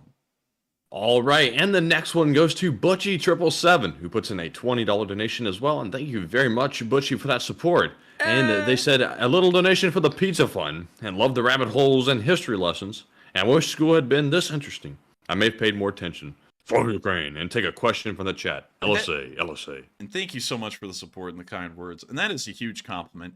And that's something really weird, too, that I actually get a lot of compliments on. Like, some of my friends say, man, like, you know, like, I've taken some friends from college when I was in college shooting before for the first time ever. They were like, man, you're like a really good instructor. You know, you make us feel like it's okay to learn. And, you know, that's something weird. I don't know if that's just a knack of mine or if people are being polite when they say that, but I find it incredibly kind that folks say it, because, you know, I've also gone through the experiences of having teachers that make things boring, and I know how great it is to have someone that is able to catch your attention. And, you know, I'm not going to be able to catch everyone's attention, but I thank you so much for the kind words on that. And thank you so much for the support as well, and helping this channel to keep on running, because folks like you make it possible for me to be on air and go through rabbit holes and little bits of history and all kinds of cool stuff like that. Although it does run up the clock, and Matthew lets me know every once in a while when we're going on too long. He's like, hurry it up, man. He's like, you're on this for 7 minutes. But with that, Thank you so much once again for the support. Hope that does address that fairly well. And with that, we are on to the next one. All right, and the next one goes to João Silva, who puts in a $20 donation. Excuse me. And he said, a big love from Portugal. And love to follow the daily news and love the show when I can. And I get on there when I can. And here, hoping Ukraine keeps the pressure going, I will surely fall asleep as I win against my insomnia. And happy to voice a chat question if possible. And thank you so much for the support, João Silva. And thank you for helping this channel to keep on running. And also, really cool to hear that you're from Portugal. I always get really excited whenever we hear of viewers that are from countries that are more obscure in our viewership, because I just think it's really cool that folks are watching from places like Portugal or Brazil or other places, because we don't hear about those viewers much. We always hear about the viewers from Canada, Australia, Germany, Britain. We hear from those a lot, but we don't really hear a lot from Portuguese viewers. So that's really cool to know that you are one of our viewers from Portugal. And hello to the Portuguese watching tonight. And hopefully they do keep the pressure going. It looks like they're doing their best to do it. Although they're not making frontline advances, they are inflicting heavy casualties, and that's pressure in its own right. And so with that, I hope that they do continue on, and we will make sure to get a live chat as well. And hopefully your insomnia didn't win yet, and we were able to address this while you were still watching. But with that, let's get a live chat. All right, and our live chat question goes to Tumblr90, who says, have you seen the report of the new torpedo drone that Ukraine is starting to use? I have not, actually. I would have to declare ignorance on that, because I haven't heard about a motor torpedo, but I have seen the new kamikaze boat they made. If that's what you're talking about, I have seen that, but I haven't seen a specific made torpedo or a torpedo-looking drone. And so with that, I hope that does address that fairly well. And Matthew, would you cue us in to what you were laughing about? Oh, I was laughing. I butchered João Silva's name, and I saw somebody point it out, and it was getting me cracked up because I knew I butchered it. I was trying to move on like I didn't. So, you know, they called me out. Oh, man, I'm telling you. I'm telling you. I'm telling you. But with that, I thank you so much for the support, Silva. And I'm just going to call you Silva because I know I'm probably butchering the name as well. But thank you so much once again for the support and helping this channel to keep on running. And I hope we were able to answer that live chat fairly well. And with that, we are on to the next one. All right. I see some folks debating whether or not the French people seem rude and being matter-of-fact. I will say that sometimes being matter-of-fact is appropriate, but if you say certain stuff in a matter-of-fact way, like if somebody asks you, would you like a croissant? And they say, no, get that away from me. That's a little bit, you know, aggressive, a little bit rude. Well, but you know. Well, I'll tell my story. You know, I'll tell my story really quickly. It'll be short. I was a cashier at a place in Alabama that was like a museum, and these French Canadians came in and they were like getting some stuff. And so they got their items. They came up to the checkout. I say, "Hey, how are y'all doing?" And you know, and I always tried to make sure to talk to folks, especially when they looked like they weren't from the United States, because it was always so interesting, and they would always like impart a little tidbit about their country or something, and it was really cool. And so you know, I heard them talking in what sounded like French, you know, and I was like, "Oh, cool! I was like, they're French." And so I was like, "Where are y'all from?" "We're from Canada. Check me out." And I said, "Oh, okay. Well." You know, and I was trying to check them out. It's like, oh, cool. It's a French Canadian bank. That's really neat. And they were like, yeah, whatever. Just hurry it up. And I was like, okay, all right. So I just checked them out. Then I didn't talk to them, and then they went on their way. But I was like, man, that was rude. You know, because and I'll say this, I have only met a few Chinese people, and the most of them that I met was doing that job. And Chinese people are so nice. Like, they are unbelievably nice and actually really good conversationalists. Even if their English wasn't good, they were actually able to come up with really interesting conversations. And I talked to some from Taiwan, and I also talked to some that were from the People's Republic of China, and I asked them a little bit about what they thought about that situation. And it was really interesting because you get insights that folks think over there that you don't get normally in America. But they were all super polite, and then they were very rude, and there was like 4 of them in this group, and they were all rude like that. And I was like, man, I guess French Canadians are rude, I guess. I don't know, but that was my experience with them. But with that, I hope that kind of like gives a little bit of background as to why I think French Canadians are rude, because the only ones I've met were like over the top rude. And, you know, I was really thrown back by that. But anyways, with that, I hope that does address that fairly well. And we are on to the next one. And the next one goes to DB once again, who puts in a $14 donation. And thank you very much, DB, for the support. He says, Belarus's Air Force is potato. CIA satellite. Don't hate the player, hit the game. Now watch the shot. Now watch the stride. Thank you for the support. And I would have to agree, Belarusian Air Force, kind of poo-poo. And also, we know everything going on in every country in the world due to the military satellites. There's nothing they can really hide. And if it ever came down to it, we would know exactly where the Belarusian Air Force was to destroy them before they even took off. And so with that, I hope that does address that fairly well. Thank you so much once again for the support. And with that, we are on to the next one. And the next one goes to Jason Carpenter, who puts in a 10. It says, so you think that the West in general don't understand how difficult offensive operations are when the enemy has had over a year to fortify their positions. And great show, guys, and you're killing it, bro. And, oh, man, thank you. And thank you for the support. And that's true. It's very hard to overcome pre-prepared defensive positions because they have a whole year to think about how in the world you're going to try and punch through them. So then they figure out the best way to make the killing traps in these defensive lines. So it is incredibly difficult. And I think some people may underestimate the difficulty. We actually underestimated the difficulty a little bit because who would have thought that it would have actually ended up being difficult? The Russians proved that it had never been difficult before. Why would it be difficult this time? But then it was. So we kind of learned our lesson after a few weeks of this offensive. But still, thank you so much for enjoying the channel. Thank you so much for the kind words and the praise as well. And thank you once again for supporting this channel and helping us to keep it rolling. And with that, we are on to the next one. All right, and our next one goes to Jay Bagwell, who puts in a $10 donation. And thank you very much, Jay, for the support. And he says, all this recently activity in Belarus seems nutty, even by Russian standards, almost as if they are trying to bait Ukraine to attack. Maybe that's their goal, especially with the new tactical nukes. And I thank you for the support, Jay, and I have to agree with that. It's weird what they're doing. The Belarusians are like provoking everyone around them, not just Ukraine, but Poland, NATO as a whole. They're provoking everyone. I don't really know what the Belarusian goal behind that would be, but it's not really like they can stand on their own 2 feet to really react to any of that.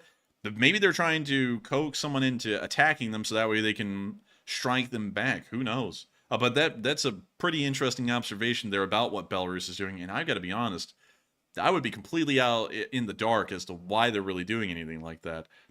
Because once again, they don't really have the ability to respond when someone actually punches them in the mouth. As Mike Tyson says, everyone has the plan until they get punched in the mouth. And if they get punched in the mouth, there's really nothing they can do. They don't have a plan beyond that, I suppose, rather than the tactical nukes. And that's only if the Russians allow them to use them.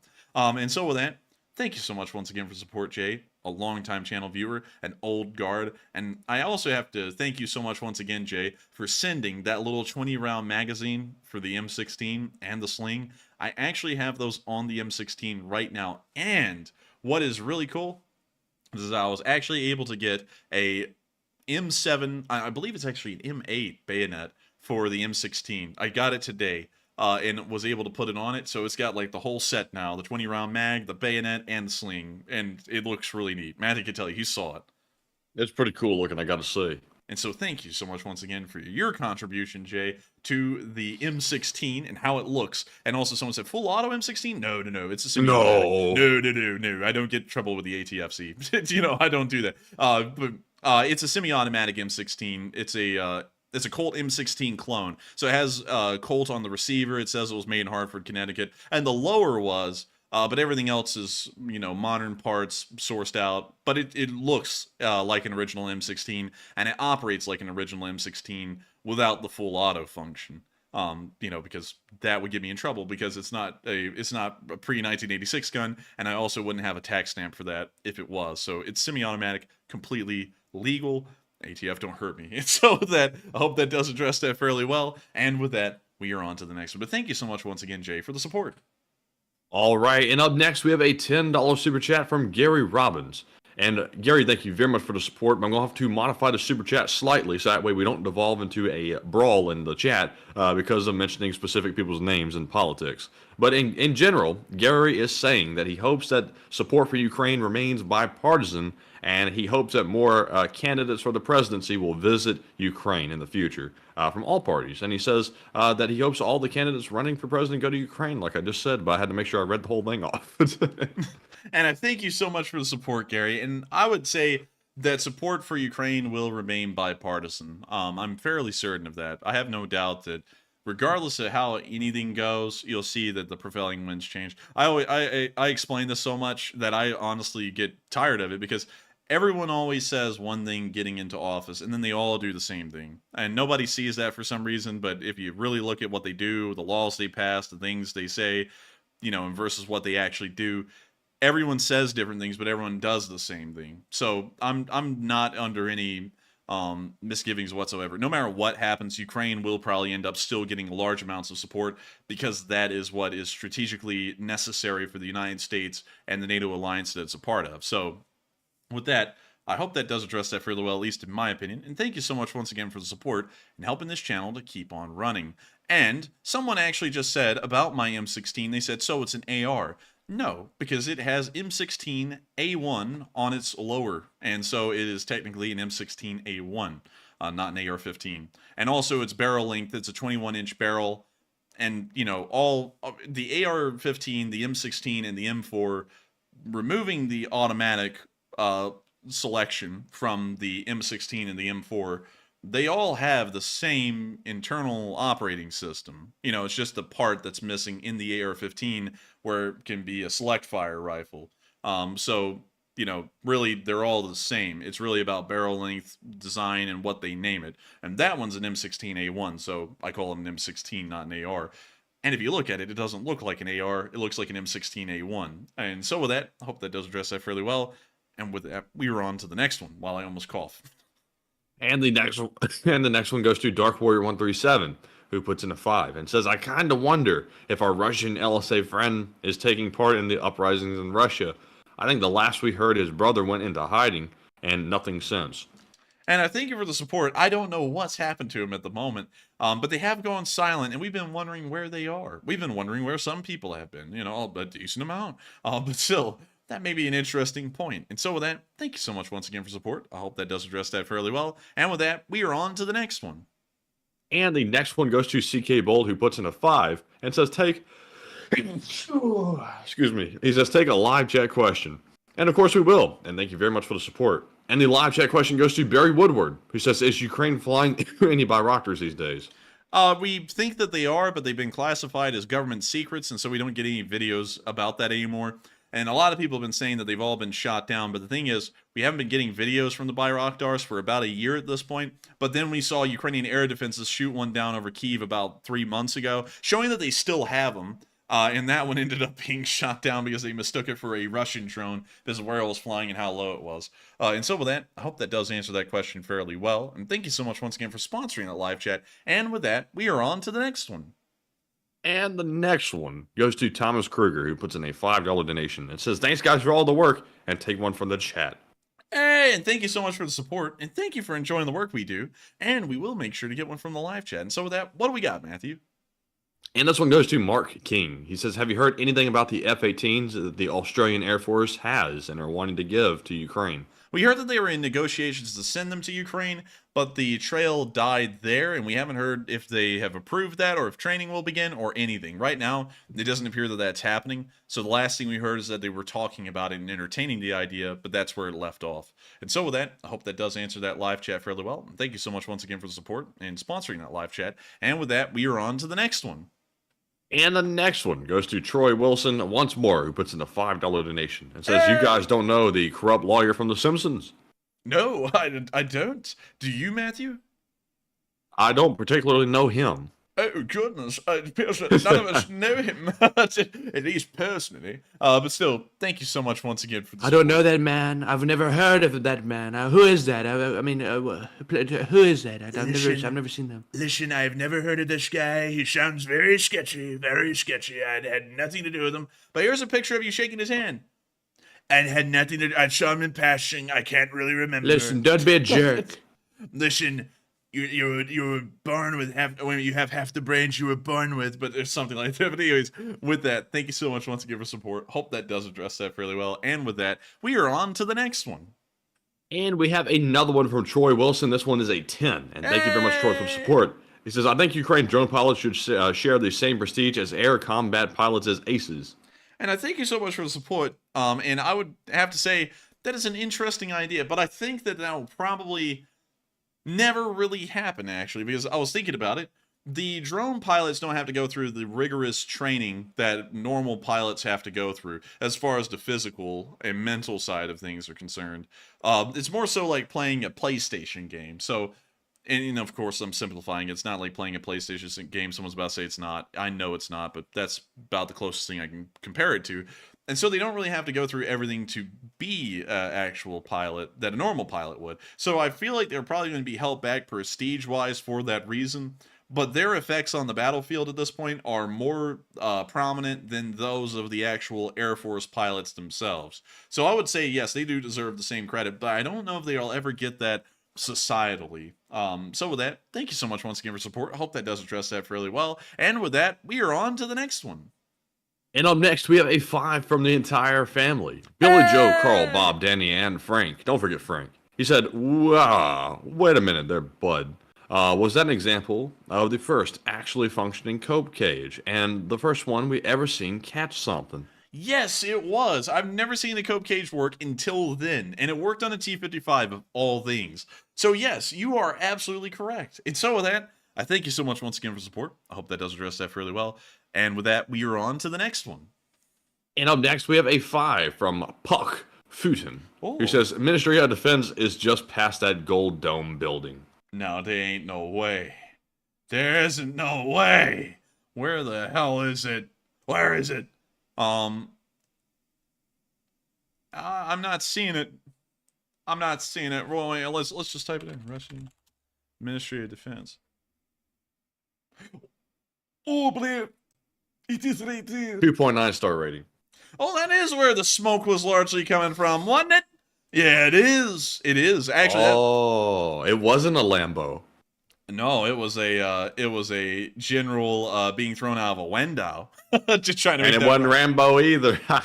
it Rambo and his Lambo throwing a Russian out a window. But anyways, with that, I hope that does address that fairly well. And thank you so much once again for the support, Puck Futin. And I hope we were able to address that, because you were absolutely right. That is the Ministry of Defense, right where the smoke was coming from. And so with that, thank you so much once again for the support. Hope that does address that fairly well. And with that, we are on to the next one. I get to see like the incompetent Russian leadership like pulling out of the Ministry of Defense like parking lot building or the parking deck in a Lamborghini, like blasting like some hardcore rap music or something, pulling out. come swerving through your neighborhood. You know what I mean? Dude, you know what they're probably doing? They're probably coming out there listening to Chad music.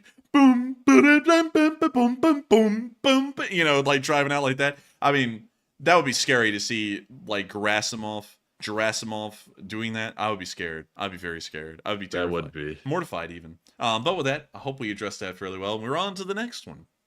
And up next, we have a $10 super chat from Richard Philpott, who says, howdy y'all, and howdy. Howdy, and welcome tonight. And thank you so much for the support, Richard. I hope you've been having a fun time watching the stream so far tonight, because we've been having a fun time running it. It's always a joy back here behind the scenes. And so with that, thank you so much once again for support. I hope that does address that fairly well. And with that, we are on to the next one. And shout out to Marcus Kennedy. He puts in a $2 donation and does not leave a comment. But thank you very much for the support of the channel. We also have a 2 from the B-Night3, who says, Swedish MREs? Nice. Oh, I thought there was more. Swedish MREs?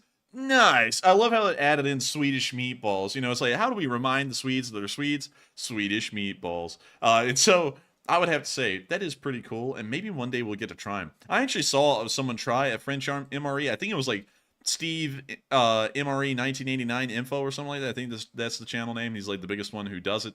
And he tried a French MRE, and it was like posh. Like, the French have like some very good MREs. I wish I could have some right now, because I'm starved. Yeah, I'm starved. I actually, during Zelensky's speech, I ran upstairs and I got some saltine crackers to try and eat, and I only got through half of them, so I'm still starving right now, and I have some saltines on my desk. But anyways, with that, thank you so much once again for support. Thank you for reminding us of how hungry we are, and with that, we are on to the next one. All right, and up next, we have a $2 super chat from Steve LaRosa, who says, why don't we send A-10s to strafe the tree line? Why don't we? That's a good question, and one that I'm scared to answer, because people love the A-10 or they hate it, one or the other. I'm going to piss people off.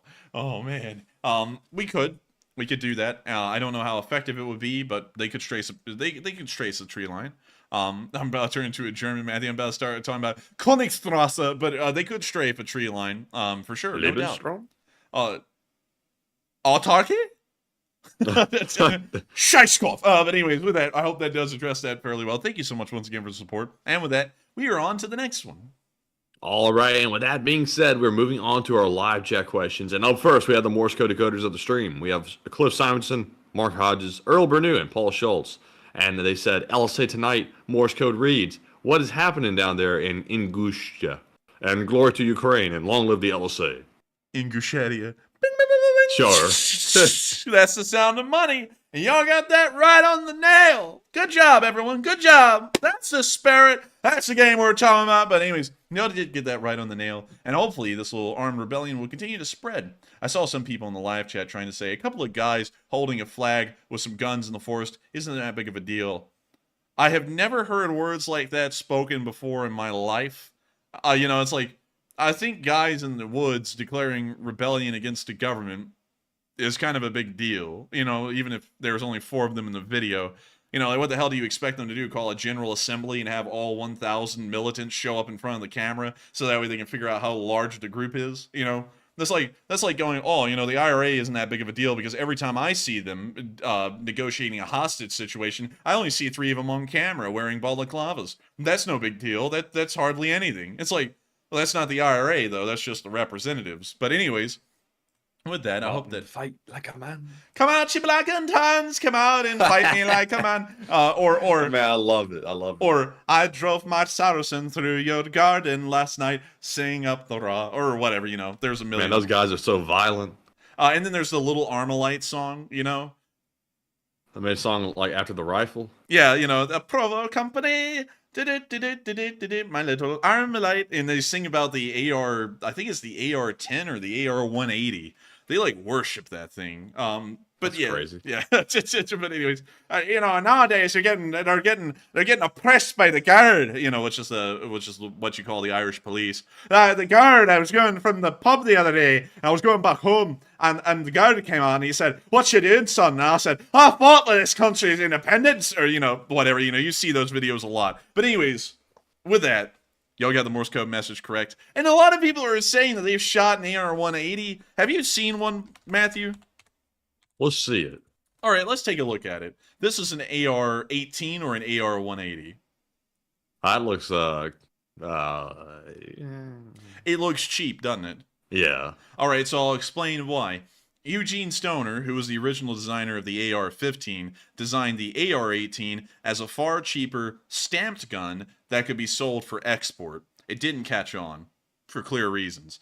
But, of course, when guns don't catch on, guess where they go? To shady folks. That's why the Tommy gun went to the mafia, and that's why this thing would end up in the hands of the IRA. Man. Oh, goodness. And now someone, Matthew, when I said shady folks, I was just sitting there thinking, there's probably someone about to say, the IRA isn't shady. We're fighting for our rights, or something like that. And they need to chill out over there. They're getting pretty violent. Man, I'm going to turn on my car tomorrow and I'm going to hear a little click. Or something like that. But here's another AR-180. This apparently is at the National Firearms Museum. Where the hell is this? It's in Virginia? Where? Fairfax County, Virginia. Huh.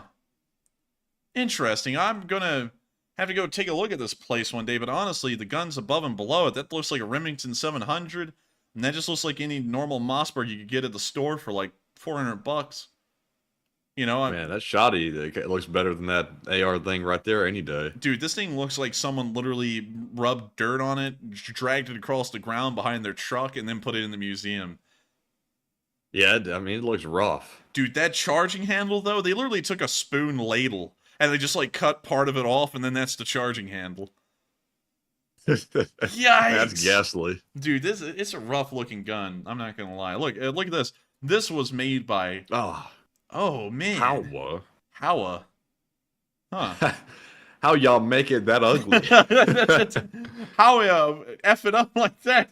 Well, let's see. What's this one? Japanese. Oh, Lord. Oh, wait a minute. Do they still use this? They still use it. Or you put that massive like bipod on the front and looks somewhat okay. This is what the Japanese ground self-defense forces use as their service rifle. Dang, they're screwed. Dang. You know they need to get real and upgrade. You know the South Koreans actually use this thing as well, I think. They need to upgrade too. I think they might. I think they might want to. But one day we'll probably shoot this thing. What caliber do? It's only 5. For some reason, I thought the AR-18 and the AR-10 were both kind of like 308s or 7.62s. I didn't know that this was only a 5.56. Why would you get this, which is a cheaper and less quality made gun, when you could just get an AR-15 or an M16 or something? Exactly. Because and also look at that article over there from Military Times. It said the AR-180 is poised to make a comeback. That was in 2019. I think they were wrong. Future predictions that turned out wrong. And that's one of them. The uncommon yet influential AR-180. It's influential, sure. Belfast was not the same after the AR-180, but nonetheless, I don't think it's that good. I mean, it just doesn't look good. And that's a big thing, y'all. I know that everyone's always into performance and things like that, but when it comes down to it, I really still like to know that my guns look good. You want something that looks nice. At least if I'm buying it, I don't want something that looks like it had a terrible upbringing. You know what I mean? But with that, I hope that does address that fairly well. And we are on to the next one. All right. And the next live chat question that we have, actually, we don't have a live chat. We have a super chat from Walter A. Lakota Jr., who puts in a generous $20 donation.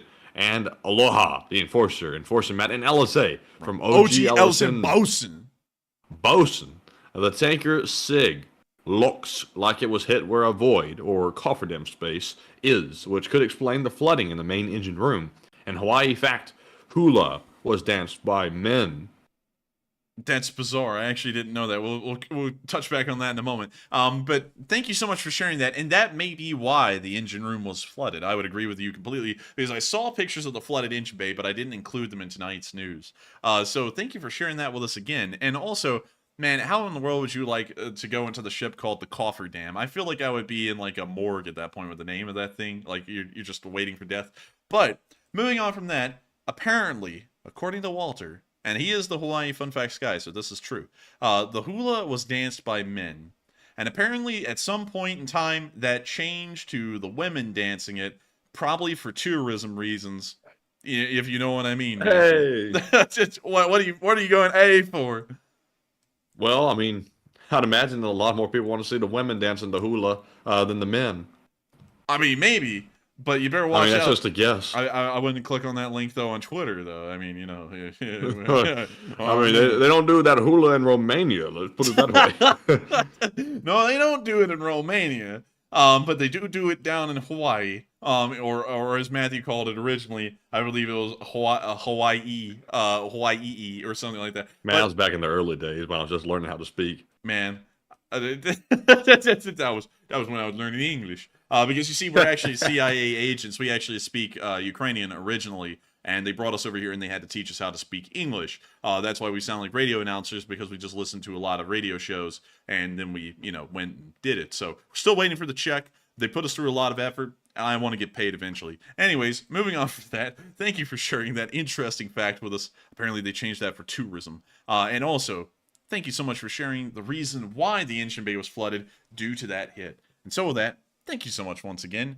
I hope that does address that fairly well. And also, Walter A. Lakota said, hula switched to women when the missionaries came to Hawaii in 1820. So it wasn't for tourism. It was because of missionaries.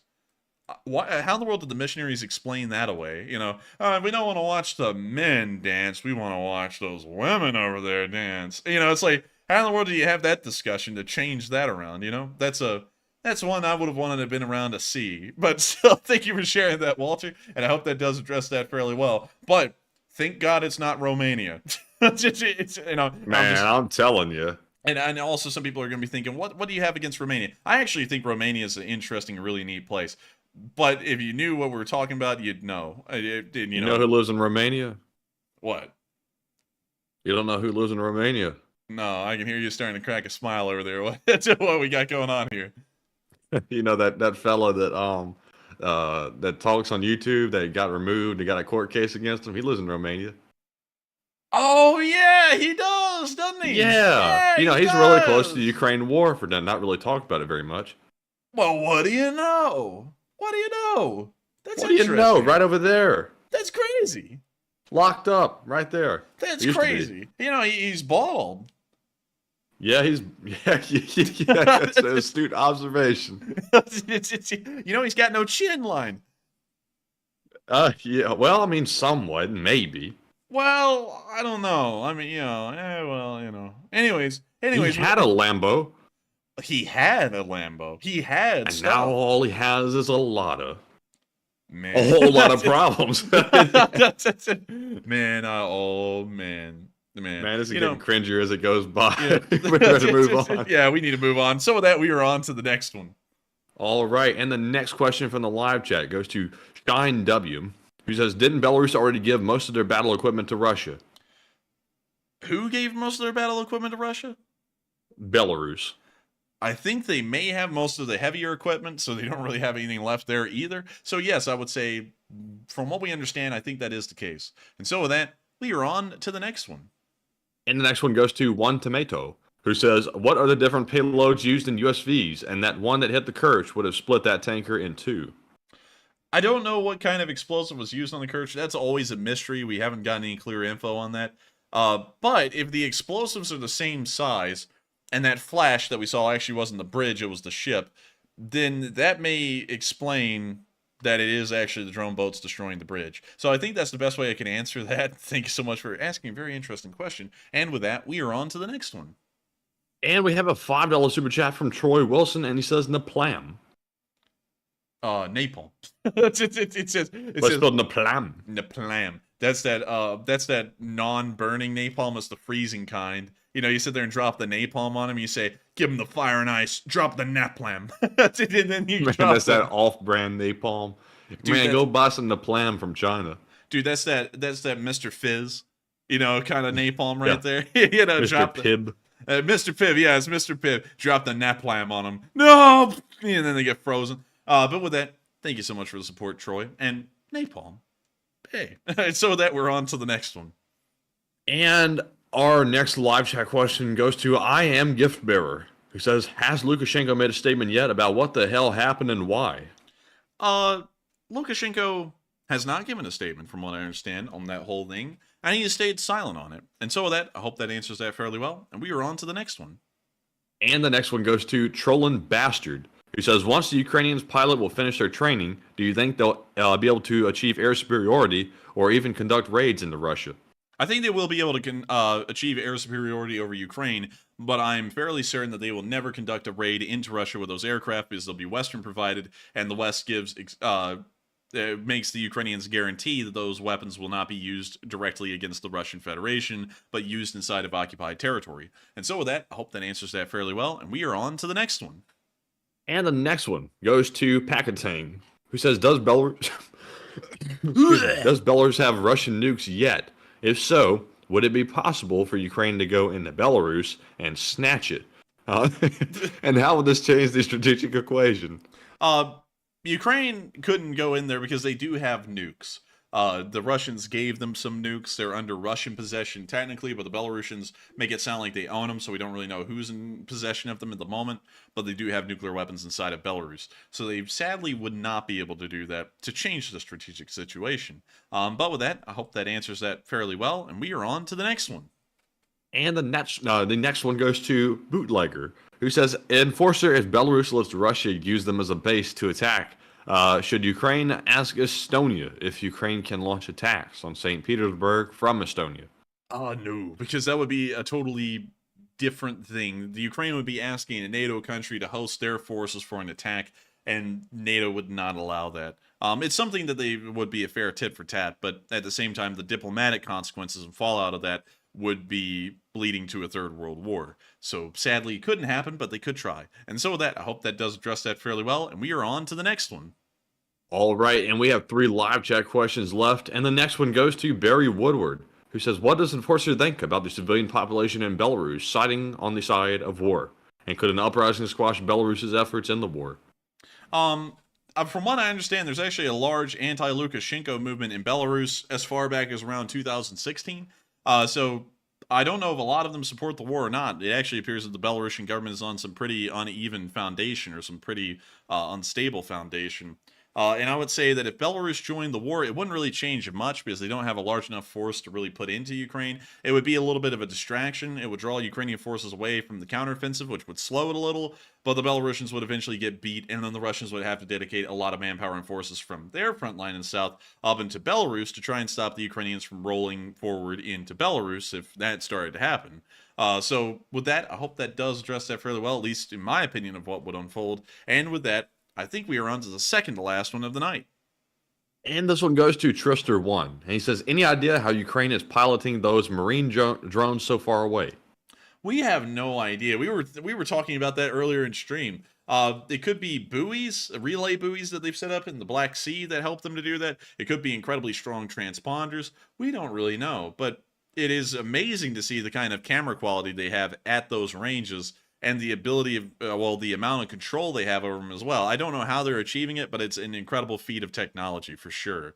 And so with that, I hope that does address that fairly well. And we are on to the final question of the night. And so, who was the lucky last person who threw in the lucky last question of the night? And that viewer is Gabriel Mum, who says Putin stated last year that he wanted to take back Alaska, and if he would be crazy enough to try such a thing, what do you think the response would be? He would never try and take back Alaska. That's all hype talk from him. If they tried to take it back, that would actually be considered a pretty serious ordeal. They wouldn't really be able to achieve it. That's a pretty big deal. I feel like we would end up using Putin as a mop and turning the Russians into glass. I feel like that will probably be what it ends up being, but that would also come at a bit of a cost. And so that would be not hype talk. That'd be death talk. That right there. I mean, you haven't even seen America yet. You haven't seen us yet. If Alaska got threatened, oh buddy, I'm telling you, they're going to have nothing on us. We're gonna make. I mean, we don't even want to go into what would happen to the Russians. It would not turn out well. And so with that, I hope that does address that fairly well. It didn't address it well, but it would be terrible things would happen to the Russians if they tried that one right there. And we just got a little check-in from someone that was asked about earlier. Slava Free Something has just thrown in a 5. It said, usually I'd say I have nothing to do with the chaos in Russia. But this time, you've got to believe me. I have nothing to do with it. And I would somewhat agree with you. It is in Ingushetia, so it's a pretty far away south. So perhaps you're not a part of it. And so, thank you so much for the support, and thank you for checking in with us tonight. Great to hear that you're doing well. And that is the end of tonight's stream. I thank you all so much once again for watching. It's been an absolute pleasure running this stream, and of course, having 8,000 of y'all on at the peak. Can y'all believe that? 8,000 of y'all were on live tonight.